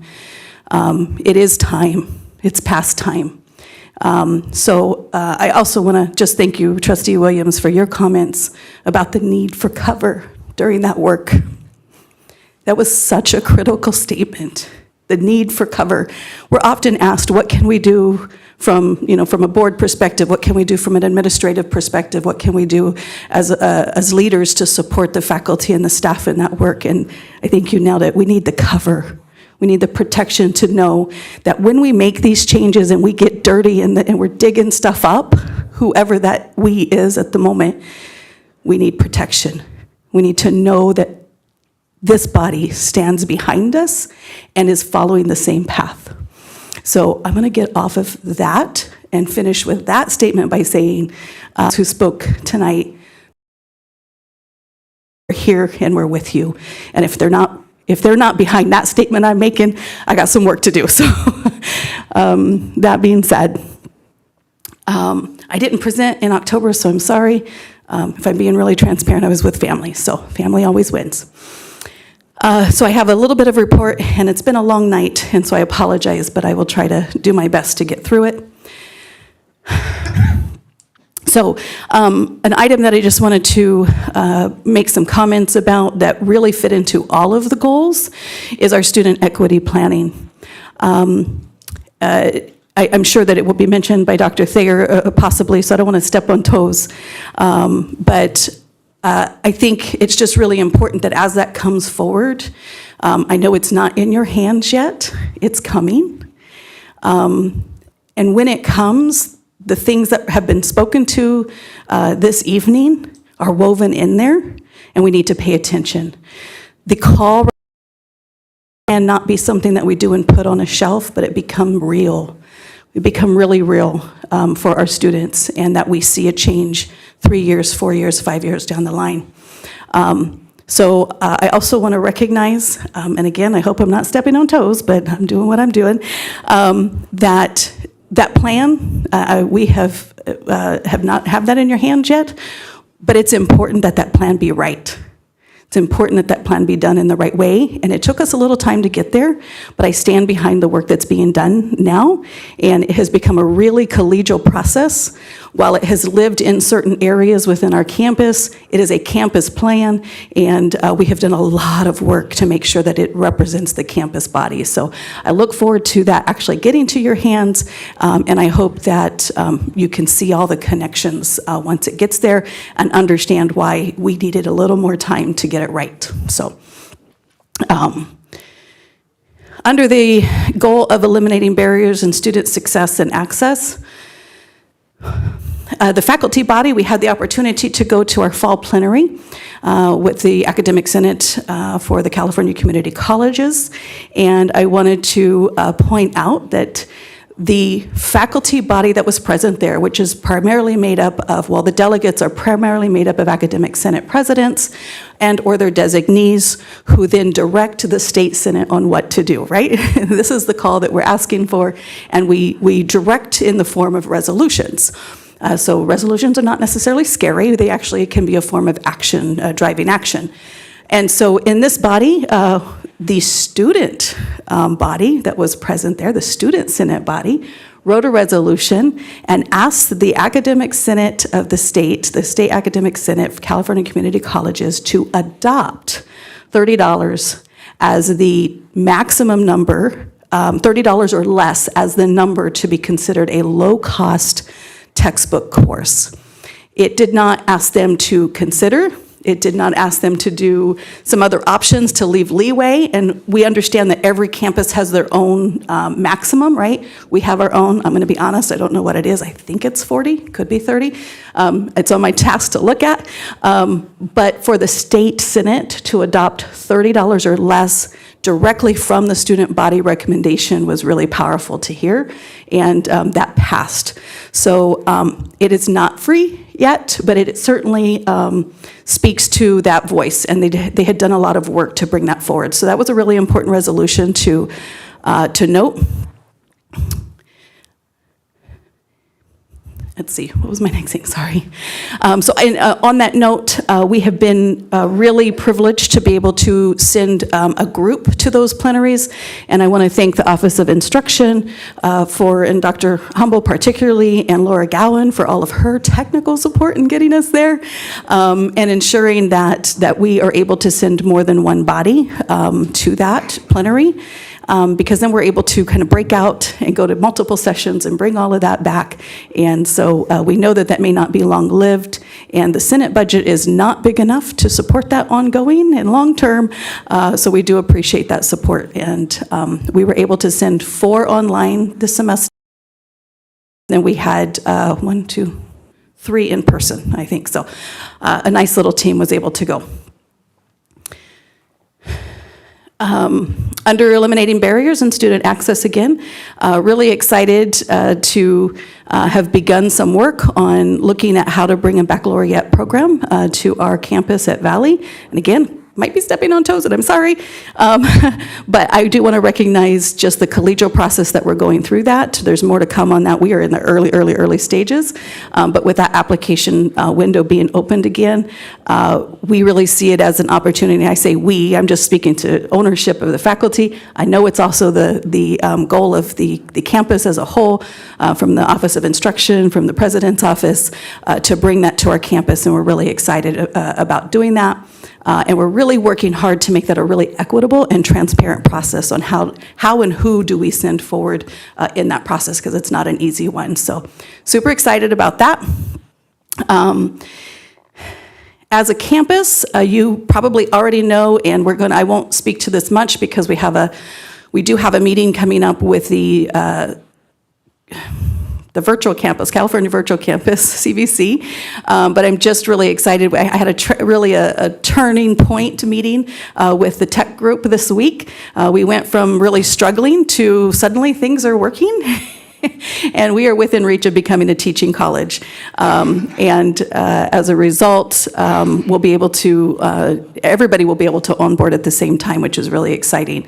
Again, just as a reminder, that's really important because it's about our students not only being able to go get courses other places, they can do that now, but we can bring students in to our campus, right? We can bring that FTES back into our campus. So super excited about that.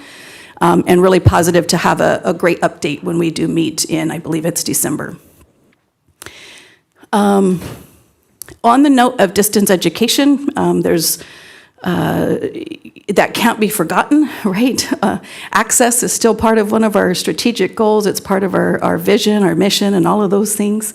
I just wanted to note that at Valley, we have 514 faculty who have been trained to teach online. That's a lot of people. 514, with a majority of those happening since March of 2020, with a strong and stretched team to facilitate that process. So I bring that up here because it's really important that, I think I've heard, like, how do we, as board members, some of the things that we can promote, and so I hope I'm not assuming that, but when you're out there and promoting the campus and highlighting those things, to assure the community that the instructors who are teaching in an online environment have been trained. They are required to take that training. That training includes very basic information about some of the laws, right, about online instruction, Title V information, but that training also includes how to welcome students, how to invite them into your classroom, how to maintain that ongoing interaction with students. Again, all driven by law and ed code, et cetera, but it's really important that we understand it. So, little number for your back pocket, 514. If you take an online class, they've been trained, and we assume that the actions follow. So, under being a diverse and equitable, inclusive, anti-racist institution, I was not here to formally thank you all as a board for supporting, from a Senate and faculty perspective, to thank you for supporting our campus's new mission, vision, and value statement. I'm sure that was addressed at the last meeting, but I needed to say it too. So. Again, thank you for supporting that, and I hope you see it as just another step forward in the work that we're doing. I wanted to also point out a really fantastic event that was held on our campus last week. It was an event called From a Lens of in parentheses, in, and then visibility. It was a photo voice inquiry into how community colleges can advance Filipino, Filipina, and Filipinx. I hope I'm pronouncing that right, American Student Resilience. This was hosted by our San Bernardino Community College District Asian Pacific Islander Association, and curated by our he's newer to us, and he's been a fantastic hire, Professor Rangel Zarate. There was a photo exhibition that was hosted and showcased the photography and written narratives of our Filipino student body. It was amazing, and I would really like to try to find a way to share that with you guys, because to hear that student voice, like, we know it, but then you read it from their perspective, and then you know it, right? It's just so clear, just like Eunice tonight. It's like, it's in your face and you can't ignore it. It was just beautiful. It was well attended, but also well supported by the association. So some great work that, again, was driven by faculty, supported by faculty, as well as there were also classified staff involved in the association. It's not just a faculty association, so I do want to point that out, but great work there. I've already talked about that, so I think I'm moving down to my very last section, which is ensuring fiscal accountability and stability. That's always an interesting topic, like, how do we as Senate address the work that we're doing in terms of fiscal responsibility? I don't know, I feel like budgets are a little bit out of our control, but I did have two items that I tied to it tonight. And it's really around the idea of recruitment and outreach that the faculty are involved in. We have outreach departments. We have them, and they're doing their work, right? But it's important to know that the faculty themselves are doing a lot of outreach as well. Like, that's something that we do. And so one of the events was the Arts and Humanities Department, or division, I should say, in partnership with our outreach program on campus, partnered with the Garcia Center for a night of arts and humanities, and to showcase the Garcia Center as well as the arts and humanities programs at San Bernardino Valley College. And if I want to just call out, our division showed up. It was a fantastic event. Would have liked to have seen more potential students there. So that's something that we're taking back and trying to figure out how to get that information out and how to do better with that. But I really want to just call out the work of every single chair in my division showed up and was there and was present and was presenting something, and it was really fantastic. And I think it was a great opportunity to demonstrate that partnership in the community as well. And lastly, the Visual and Performing Arts Group, a chapter out of Moreno Valley, are actually, they're coordinating with our Professor Mandy Batalo, who's an art professor, and she is bringing tomorrow they are bringing busloads of students, basically, to our campus to tour the auditorium, the media center, and the areas and various performing arts-related areas on our campus. So another event that seems like just an interesting little partnership, but ultimately leads to that fiscal accountability, because if we recruit students and we can keep them, right, all of them, then that too will lead to improving our soundness when it comes to finances. And with that, I'm going to thank you for your time, and I'll see you next month. But I see a mic coming on. Thank you. I appreciate what you were saying about the ZTC and I want to clarify. We're not prescribing or saying that when I say textbooks should come with the class, we're not saying that they should be free.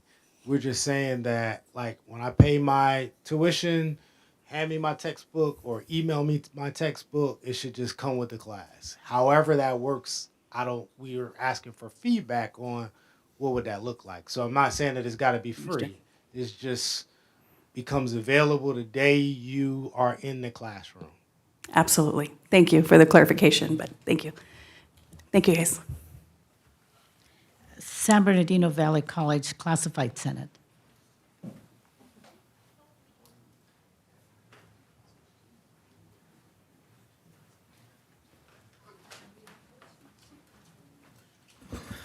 Good evening, everyone. Thank you. The first thing I wanted to bring up is, after listening to the opening public comments and the presentations of today, it had me reflect upon what has occurred over the previous months. And part of these previous months has really asked us if we're ready to rise up to the challenge of what some of the work that we want to accomplish and what it will ask of us. And one thing that I want to note for, like, with Classified Senate, we have really increased and felt the support of the Academic Senate. We felt it through the leadership to the president, the vice presidents, to not only allow us to participate in the educational master plan, allowing us to participate in the student equity plan, but also going to the point of coming to the realization of sometimes perspective, perception, combined with reality actually takes time to actually get that and look at the heart of things. And in that process, to really accept the vulnerability of the people during these discussions, and also to respect the vulnerability that they put forward during these discussions. So I think that we're making great progress in that part. So I'm very proud to be able to say that. One of the things that, as Classified Senate, besides participating in the college committees, participating on Chancellor's Council, and various things like that, we also do fundraising. And through the fundraising, it's not necessarily to make a lot of funds for scholarships, but part of the heart of that, part of the heart of the classified of how they feel about that, is for that contact with students. That is what they see of the college, is part of the welcoming the welcoming to the college. So an example like the El Dia de la Muerte event wasn't largely a fundraising event, but it was part of the activity of welcoming the community, being part of it, and understanding that one big diverse family and coming to respect that in the process. With that said, I also wanted to highlight one of our accomplishments. So our accomplishments over the 2 years of COVID and also coming back from COVID, we were able to endow a scholarship that was underneath the name of Aaron Bavor. Aaron Bavor was the electrician for the college who passed away unexpectedly. I believe it was in 2017. He was instrumental in actually getting the concession part of the athletic stadium, part of the gymnasium set up and going. He also volunteered time to get some equipment that was no longer functional from other entities repaired and to be able to be used. So we're very pleased that we were able to actually endow that scholarship to the foundation. We've gone a step further, and through the help of other departments that have actually looked for us to provide not only support for their events, to bring that community together, we've raised enough money for scholarships, along with a generous donation, to actually endow the Classified Senate Scholarship. So now we actually have 2 endowed scholarships. When I first took over, I kind of made an assumption that the San Bernardino Valley College Classified Senate had an endowed scholarship. We did not have an endowed scholarship. So if our fundraising went away like it potentially did during COVID, there would be no scholarship. So we've accomplished that task. So we've also taken that a step further of the commitment that it takes to provide something like that, to be involved with the students. I know the athletic season is not going well for some of the teams, the services, because we can see there what it does for the community that show up to the event to actually have stuff like that. We have conversations, and we have, in that short amount of time, we have enough conversations that the visiting team, a parent from the visiting team, finding out that it's all donated time and everything that we raise goes to student scholarships, donated $20. They bought their items, and then they slid the 20 back on the counter and asked what it's for. And it's like, this is for the scholarship. So we understand that part of community and that part of humanity is what is going to bring us together and help us accomplish things. So based on previous presentations tonight, we ask that you keep looking at that, and we're thankful for what you have did to actually bring the humanity back in decisions and the tough choices that will be coming in the future. And again, I want to thank the college president. I want to thank the chancellor. I also want to thank the vice president of instruction, who has seen me so many times, Joanna Oxendine, I should say it correctly, and a lot of the other classified individuals here, the academic senate president, for that process of understanding that inclusion, diversity, equity, inclusion, and transparency takes time, but the benefit on the other side is so much worth that time and effort that we're putting in.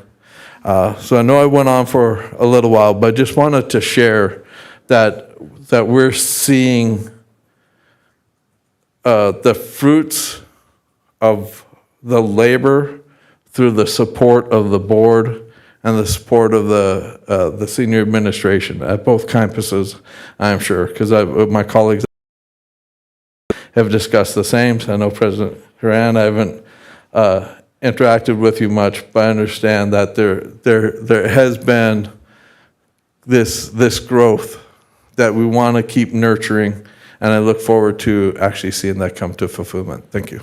Thank you. San Bernardino Valley College Associated Students.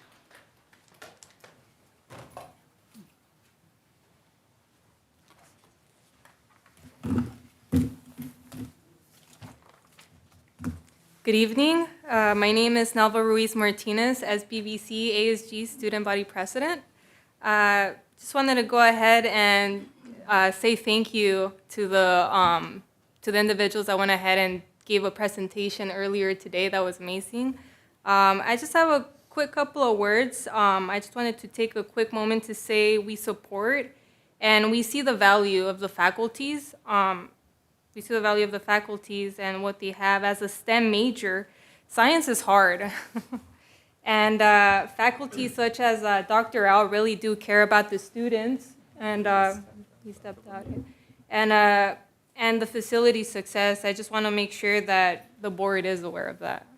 So I just wanted to go ahead and say that. Moving forward, with ASG, we recently had Club Rush, and it was a great event. Many clubs participated, and ASG was very happy to provide some free pizzas, snacks, and beverages to all of the students. Additionally, the executive board decided to reactivate ASG to assure that clubs have a voice in the associated student government. We also went around and we surveyed all of the clubs to make sure that they are aware that they have a voice. Furthermore, ASG members were present to ask questions during the presidential forum, and the ASG executive board did submit their questions. So we were present there that day. ICC meetings are back and active. The ASG executive board wanted to assure that clubs had representation. So moving forward, ASG Executive Board has been working hard to reestablish some more representation by reactivating ICC. So I'm going to go ahead and pass this over to the Executive VP. He has a small report in regards to Interclub Council. Hello, everyone. I'm sure that I know at least I've met a few of you before. My name is Diami Reese Martinez. I am currently the Executive Vice President of the Associated Student Government at San Bernardino Community College, and I currently chair the ICC, or as also known as Interclub Council. For some time, and this dates back before, due to COVID and just less participation by the clubs. However, recently, more clubs have been reactivated, so ASG decided to go ahead and reactivate the Interclub Council to assure that the clubs have active representation and a place to come and collaborate, which is very important, especially to foster more student engagement in the campus and more community amongst the campus. Additionally, so our meetings currently are held bi-weekly and in a hybrid style to assure that everybody, to assure maximum participation. Hybrid style means that you could attend both in person and via Zoom. Of course, it's always better if you can make it in person because it's a lot easier to communicate. So we recently actually, this past Tuesday, had our ICC meeting, and I'm actually really excited to say that 20 clubs were present. And they were not just present, they were actively engaging in conversation, communicating with one another, and collaborating with one another. So that was a really exciting moment, and I'm really grateful that I was able to be there. Of course, our president was there, and I also want to thank the executive board for reactivating ICC again and allowing that to happen. However, I just wanted to make a quick mention that many of the clubs, like I had said, are reactivating, and we do have a lot of clubs that are new. In addition to that, we do have a lot of club officers that are new to club management. So we've come to see that a lot of clubs are in early stages of development. So definitely in ICC, we do take 15 minutes each in each of our meetings to just go over the basics of club management. Accessing your club funds, how to draft minutes and stuff like that. Although, Marie, our club specialist, does give orientations and she does a great job on that. Sometimes, students, it's a lot easier for them to communicate with their peers and just gives them that moment to ask those questions without judgment in a safe space. and where everybody's participating. So, yeah, so that completes our report for ICC. You got anything else to add? I just wanted to go ahead and make a quick comment really fast. Lastly, I just wanted to, before we end this, just quickly say that Maritza Portillo, just a quick shout out to her. She's in charge of the pantry, and she's been doing an awesome job just making sure that all of the basic necessities are being met for all students. So I just wanted to go ahead and say that. Thank you very much for having us today, and have a great night. Thank you.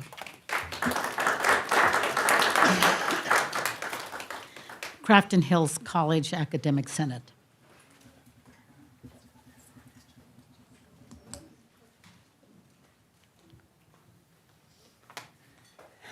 Good evening, members of the board. My name is Meredith McLaren Brandy Bayless, the president of Senate. Could not be here tonight, so I am here in her place. And she's given me a written report, so I am just going to pretty much read it. And I will not try and embellish too much. So, first of all, I just wanted to say that Crafton faculty definitely stand with our SBVC counterparts and agree that doubling the student count in lectures has a negative impact on our ability to teach with high-impact practices. We would like to point out, however, that Crafton has been teaching these stacked courses in chemistry, biology, physics, and anatomy for well over 20 years in order to make our budget. So this is something that Crafton has been doing for years. This is among the many ways that our budget decisions are affecting our student population. Their one-on-one interactions with peers, embedded tutors, and instructors are reduced in order to make our budget. The money we spend is linked directly to their classroom experience, but that is not transparent in the budgeting decisions we make. Our Senate work group has completed its work on the equity-minded and pedagogically supportive maximum course enrollment. It just rolls off the tongue, doesn't it? We are now working with our subcommittees for feedback on the recommendations on the document, and we hope to have a completed document to present in the January board report. So also looking at caps and class sizes at Crafton. We have and continue to make the argument that large class sizes make a negative impact on equity practices in the classroom. With or without data specifically calling to this, as these practices are in their infancy, we are sure that it is clear that high-impact practices, especially positive and heartfelt interactions with students, are not feasible in a large class size. Without those interactions, we must rely solely on student success data to adapt our class assignments to support students. However, data is only one part of the story. The other part is the trust and comfort of the students in their classes and their positive interactions with their instructors and classmates. This being said, we would like to draw attention to a paper titled Connected in Class, College Class Equality in Academic Social Capital by Beatty and Thiel, whose research showed class size negatively influenced first generation, but not continuing generation students' likelihood of talking to professors or TAs about ideas from class. For discussions about future careers, larger classes had a profound negative effect on Black students for interactions with professors, and Latino students for interactions with peers, but no effects on other groups. So there is research showing that class size is having an impact on equity. The changes we are asking the board and district to make to support a budget that allows for lower enrollment maximums on our campus are significant, but they are also necessary and past due. It is time to make the significant changes necessary to support our IDEAA work. We are excited to continue conversations on reducing our maximum course caps to better support our students both in person and online. Thank you. That's all. Thank you, Meredith. Crafton Hills Classified Senate.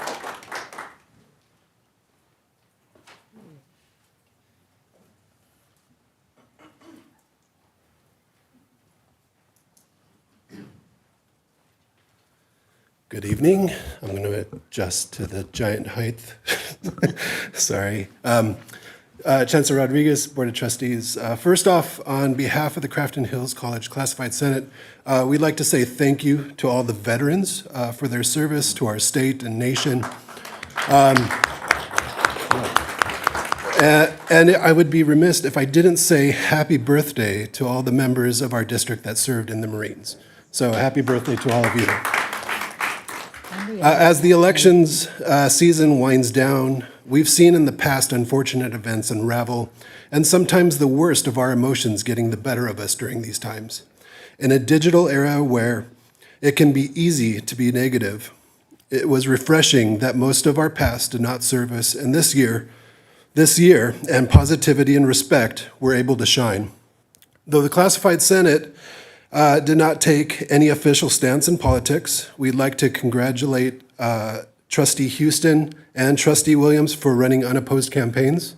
And we'd also like to recognize Trustee Gonzalez for your campaign for putting student success at the foreground, and we look forward to the final results in December. Past that our district is one of the best community colleges in the district in the state of California, and part of it is because our region is blessed with strong advocates for not just our district, but for our students as well. And we thank you for all that you do and your service for our district, because when our students are successful, we are all successful. Now that the advisory committees are underway, we are working on supporting the finalization of Crafton Hills College Education Master Plan, which will set in motion the platform in which we and look forward to the finalized product. We would like to recognize Ola Sabawi for her support and work on capturing the content and creating these beautiful visuals that capture the heart of the work being done. Ola's work in collecting the data and bringing it to a visual format has brought a bit of artistry to the data world, and it's great that we have someone like Ola that can capture both the arts and the quantitative world in their work. On a fun note, the Classified Senate took the opportunity to build our campus community this past Halloween as we held our annual Classified Senate Chili Cook-Off. The event was put together by our wonderful Vice President, Ruby Zuniga, with the help of our Classified Senate, including Carrie Audet, Rebecca Abeda, Karen Peterson, and Rosemary Hansen. We'd like to congratulate the winners of the event with Diana Vaichis, Rebecca Abeda, and the Dean Van Muse. We'd also like to thank Karen Peterson, Ruby Zuniga, and Debbie Bogue for donating chilies as well to the contest. We were excited that we were able to raise a bit of money for the foundation, but more importantly, we were able to donate the leftovers to the tutors and the students in the tutoring center as they weren't able to join us. And needless to say, every chili pot was empty when they were all picked up. So that concludes my report. Thank you. Thank you. Crafton Hills College Associated Students.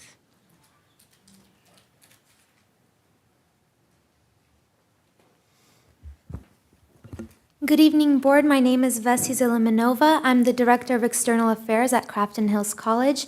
I wanted to start off my report by saying that under eliminating barriers to student access and success, on Tuesday, November 1st, the Crafton Hills College Student Senate hosted a virtual trustee candidate forum and the Senate President and student trustee.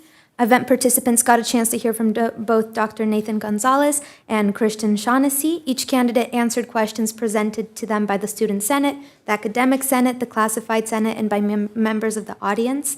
The event addressed important issues regarding inclusion and funding and was well received by all. I wanted, under being a diverse, equitable, and inclusive and anti-racist institution, Crafton Hills is currently hosting the Native American Heritage Month during the month of November. And so far, we have hosted virtual events including documentary screenings about the San Manuel Fire Department and Native Americans serving in the U.S. Armed Forces. We plan to host Native American author Ursula Pike next Tuesday and close the month off with a documentary about the influence of indigenous people like Jimi Hendrix in popular music in North America.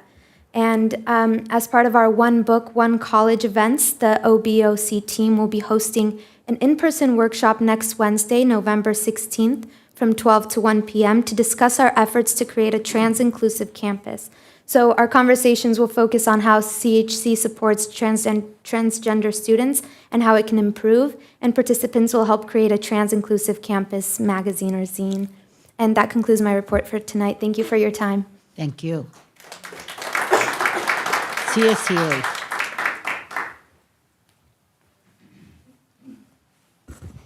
Good evening, Board of Trustees. I apologize for not having a written report this month. I would like to reiterate what Kevin said. We're celebrating Veterans Day tomorrow for all of those who served in the armed forces. Thank you. And I do want to highlight, and I know he'll be embarrassed, and I don't care.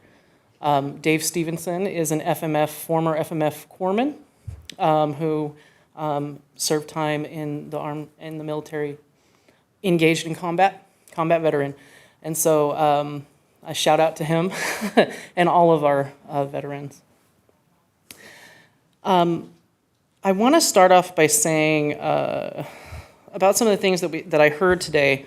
Today you heard from faculty regarding double sections, and I want the board to know and the chancellor to know that CSA stands behind our CTA brothers and sisters in their efforts to enforce their contract, and ask the chancellor to take action to find a resolution quickly so we can all get back to serving our students safely. When I say safely, I'm taking all this off and putting my lab coat on because I'm the chemistry lab technician at Valley College, and this affects me directly.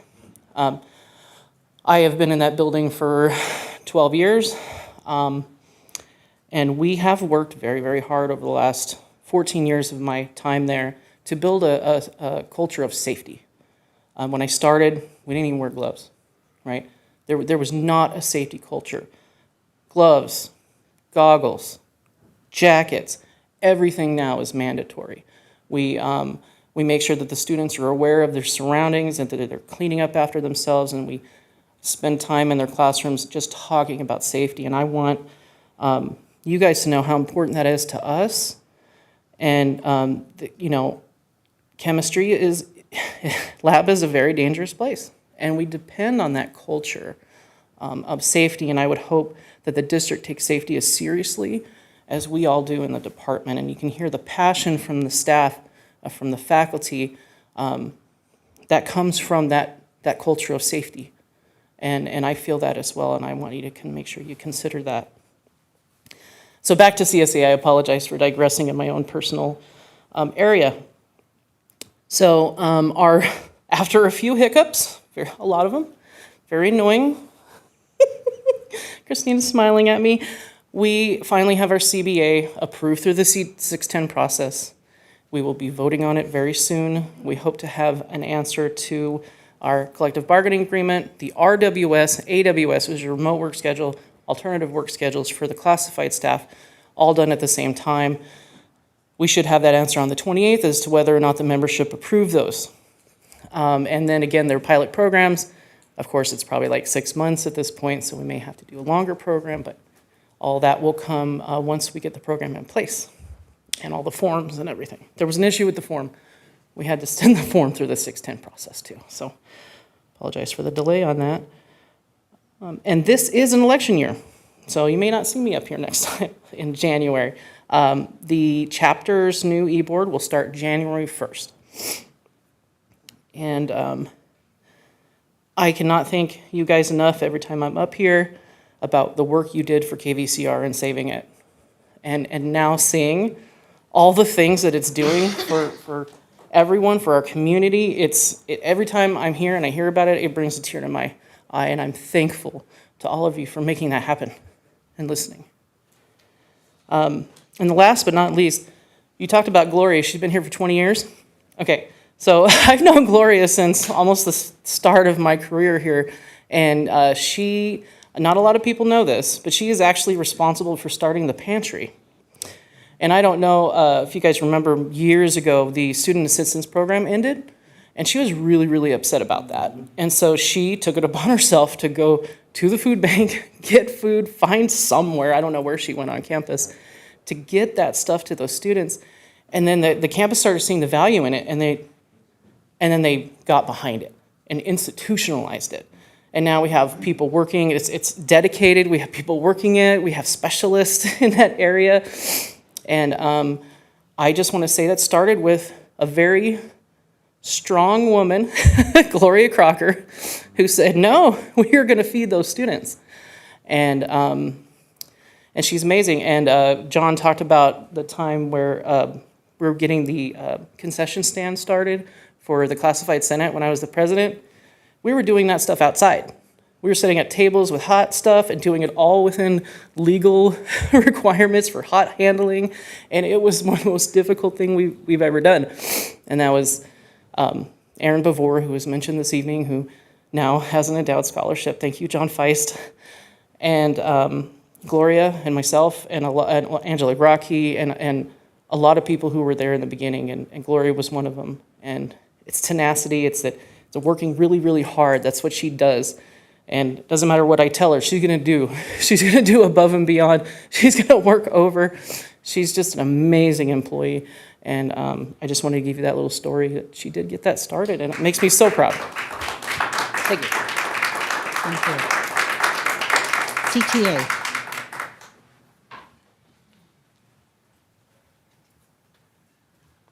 Good evening.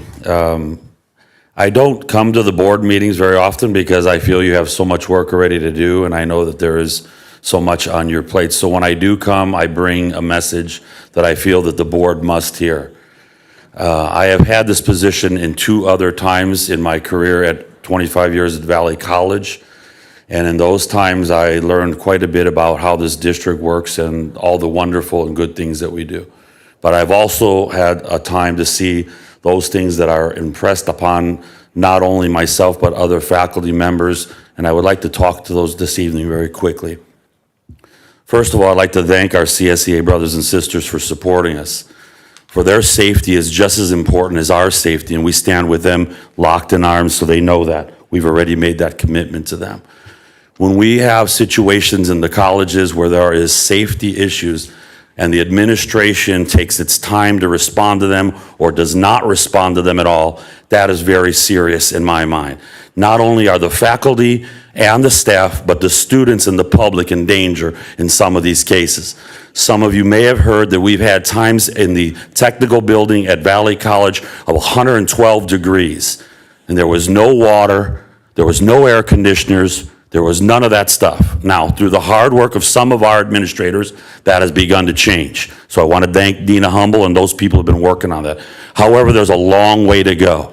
So I have not been in this position for 10 years. When I got back and I looked at some of these issues, the people, the faculty are sending me the reports that were given to this board in 2012 about all the problems that are in that building that have yet to be addressed 10 years later. 10 years later. So that's a serious thing that we should be thinking about because those faculty members have been endangered for 10 years. We have those reports, you have those reports. Something needs to be done. Safety in the classroom needs to be done. When our brothers and sisters in CSE are going and they're having to be knocked over and around with all the things that they have to put in those, that's a problem. When our faculty have 6 people under where it should only be 2 people taking the fumes out, that's a problem. When our faculty can't get around the desk because there's too many students, some of them are on the edges, that's a problem. When our classrooms are over, that's a problem. We need to talk about it. It needs to be brought to the forefront, and somebody needs to address these as soon as possible. Under the idea that somehow this is going to help black and brown and poor white people in our community, I have no idea where that came from. This board approved in our contract that you were going to make sure that students who are coming from backgrounds where their moms and dads and families are in prison, are on drugs, have no background in college, that we would do something to help them. And we're doubling the sizes. Let me tell you something. When these community colleges were started, 20 people, and they opened up new classrooms. And those were all white people at that time, and those were all people who had some a movement in the society. Now we've got the majority are women. The majority are women, and many of them are brown and black. And now all of a sudden it's time to double or triple the size of the classes. It's time to put them in danger. It's time to watch their breathe in fumes. It's time to watch the people working out in the welding and no proper stuff for them. That's not the time. We made a commitment in our contract. You're making my faculty evaluate themselves on how they're responding culturally and ethnically to these people. How are they going to do that when you just heard 7 minutes per student? How are they going to do that? How come it changes all of a sudden now? Why aren't we going in the other direction instead of that direction? Somebody needs to talk about that. Many of you lived through this. I know your past. I know your commitment to diversity. I know what you stood for. I know what you've done. I applaud you for that, but the time is not now to turn back on that. The time now is to stand up and move forward on that.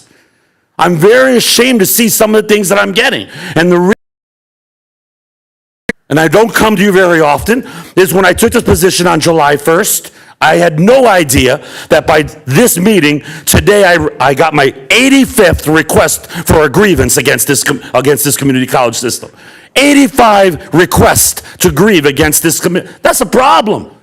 That's a serious problem. Now, granted, some of them are just people whining and moaning. I'll give you that. But they're whining and moaning about stuff that they believe is serious. Granted, some of them are not real grievances. They're legal issues, which we'll be seeing very soon in the court system if we have that go that route. There are some serious problems going on right now. And I'm here to say that I don't come to you every meeting because I respect your time. I've sat in seats like yours before. And I don't think that we need to hear every single thing that we're doing. But I'm coming to you, pleading with you as the process is coming and moving in your direction. Please beware. I know Joseph Williams came to one of our interviews we had, and he said, bring the faculty. We haven't heard from them. So the faculty came tonight on your behest. You said that. We appreciate that. You asked for it. We come. We'll tell you what's going on. We appreciate the board listening to us. There are issues. There are concerns. When I've got faculty saying they're reaching out sometimes 18 to 20 students in one day, when they should only be doing 6 or 7, that's not helping the black and brown and poor white community. That's not helping the majority women. We know that. You know that. We have to address these. That's coming to you. It's coming to you. And if we have to go legal, we will go legal. I'm sorry. These are things that I think this community, after 25 years, you all know my reputation. I fight for these people, these students, this community, because I was one of them. Many of you were one of them.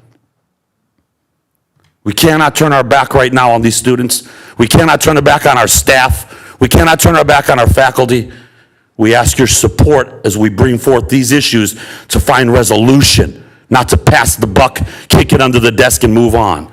I thank you for your time. Police Officers Association. I have nothing I can say that can top anything like that. If everyone in this room had 1% of that man's passion, there would be no problems at this district. We're doing a fundraiser for No Shave November. All fundraising charity money goes to Ronald McDonald House. A flyer was sent out October 31st. If you'd like to donate, cash your check to any officer. Otherwise, there's a QR code on the flyer. Otherwise, I have nothing else to say. Good luck, CTA. Thank you. San Bernardino Valley College President. Good evening, everyone. We have a lot of information shared this evening, so I won't repeat the things you wanted to share that's happening. It's great to hear the comments about the work that's being accomplished, the inclusiveness. It really ties into our blueprint for success. It's been the theme of the year, and to make sure that each group participates has been a concerted effort. So I'm glad those comments were brought forward. In regards to a couple of events, we have made intentional efforts to engage the community. Going to the community, you heard about the Arts and Humanities in the Garcia Center. You've heard about the Lois Carson event where we brought the community to us. And the rain couldn't keep us from doing events, couldn't keep people away.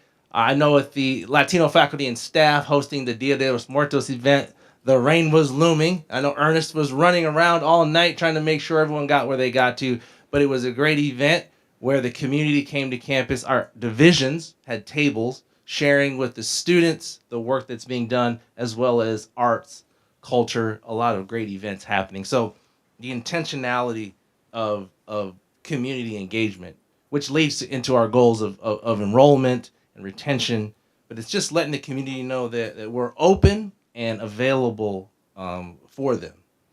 We've done some additional retention events. Our second annual First Gen Day, where we had first generation students space and have an opportunity to engage with our faculty, administration, and ask questions. We had a wonderful event this morning. Our Veterans Resource Center for the first time since 2019, hosted a Veterans Day celebration in person. A great turnout, and just really highlighting the work that's being done in our VRC to support our veterans and the work that they're doing. So it was a great event to participate in. Another event in regards to our dual enrollment efforts, and this is where the rain was really coming down on Wednesday. Was it Wednesday or Tuesday? Tuesday night, presented at the Rialto College Start program to parents and students who will be entering the Rialto College Start program, and where they have slots for at least 70 plus students at each of their high schools to be concurrently dual enrolled at Valley College. And so those parents and those students were in attendance with the rain coming down and the wind blowing, but we were able to share how that process looks if they engage in that program. So really excited to partner along those lines. You heard our master plan, our educational master plan is tracking towards completion. We are looking to have a final product soon, and in front of this board sometime in the spring semester, alongside with our student equity plan, which you heard about, where we're having a concerted, targeted, focused effort addressing our African American student population based upon the data with disproportionate impact. So we're making intentional efforts and making sure it's part of a 5-year plan as we move forward throughout into our planning phases. That's my report. Oh, Thank you very much. thank you. Crafton Hills College President. Good evening. I just want to compliment Kevin Palke, classified Senate head. He's being a little humble. He actually won the chili contest, but withdrew because he felt in his position it wasn't fair if he won. And I didn't know it was his chili, but I had like 3 bowls of it. It was so good. So again, congratulations to the classified Senate for that. Just a couple things that I also don't want to repeat. There's been a lot of information shared tonight. I'm not really sure where to put this in our 4 goals, but I just want to highlight that Crafton Hills College launched a cross-country men's and women's program this year. It was our inaugural season, and while we couldn't catch Valley, literally and figuratively, we did place 3rd in the conference in our first season, and we're coming for you, Valley. That's next week. Around goal 4, while it's not a certainly done deal yet, I do want to inform the board that we applied for the state chancellor's office opened up applications for the first time in a long time for the MESA program, and we submitted an application for that. We're very hopeful that it will come through, and what that will mean if it does is that we would receive $1.4 million over 5 years to support the STEM activities on our campus, and we're really excited about the opportunities that, and Trustee Williams, if I could pass on a word of thanks to the Board of Governors, is that the prior applications for the MESA program really lent themselves to only the larger colleges being able to meet the requirements of it. And the state chancellor's office revised those requirements and took away the match, which is going to enable small colleges like Crafton to be very competitive for the grant. And so I thank the Board of Governors and Chancellor Gonzalez for that leadership. That's my report. Thank you. I understand that there aren't any other reports. Okay. So at this time, are there any information items that anybody on the dais would like to have for discussion? Nope. Okay. So let me announce the closed session items. The announcement of closed session items are posted and provided on the agenda. A, conference with labor negotiators. B, public employees discipline / dismissal / release / non-reemployment. Conference with legal counsel, anticipated litigation. Conference with legal counsel, existing litigation. Public employee performance evaluation, and conference with real property negotiator. At this point, if there are any public comments on closed session items, this is the opportunity for the public to address those items. Do I have any slips? No. Okay. So at this time, Madam Chair, and the time is what? I do have one comment. I was just, no, I was going to move to go. Oh, okay, okay. Then at 7, what? 7:47.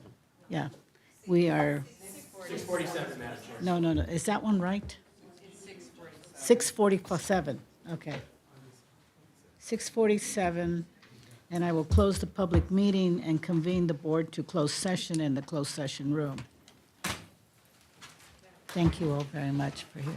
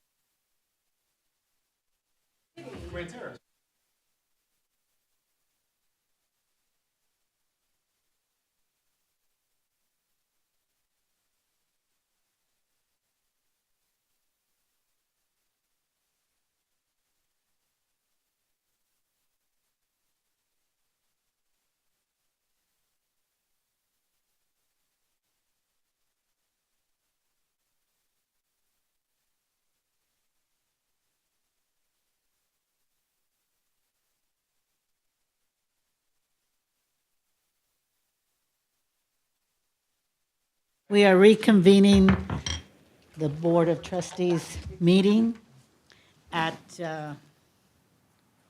7:51 PM, and we have a readout that the clerk will read.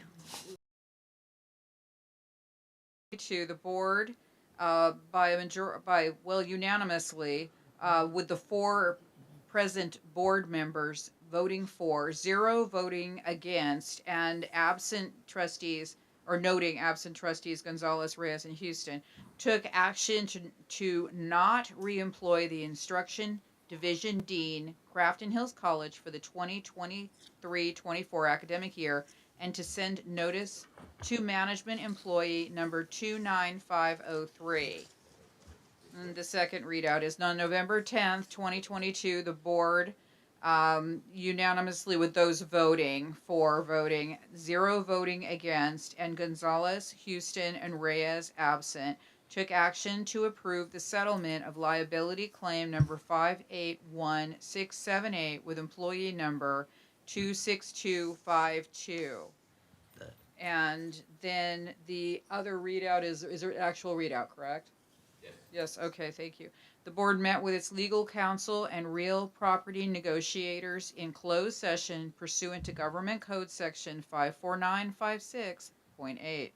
Direction was provided to finalize purchase and sale agreement for the acquisition by SBCCD of multiple properties described in the posted agenda, up to an aggregate amount of $38 million. The Board of Trustees voted by the following vote: the 4 in attendance, Harrison, Longville, Williams, and Vericel voted for, no one voted against, no one abstained, and Gonzalez, Houston, and Reyes were absent. Thank you. Completes the readouts. Thank you for the readout. The next meeting of the board is the annual and business meeting on Friday, December 9th at 4 p.m. at the Community College Board. It is 7:53, and this meeting is adjourned. Amen.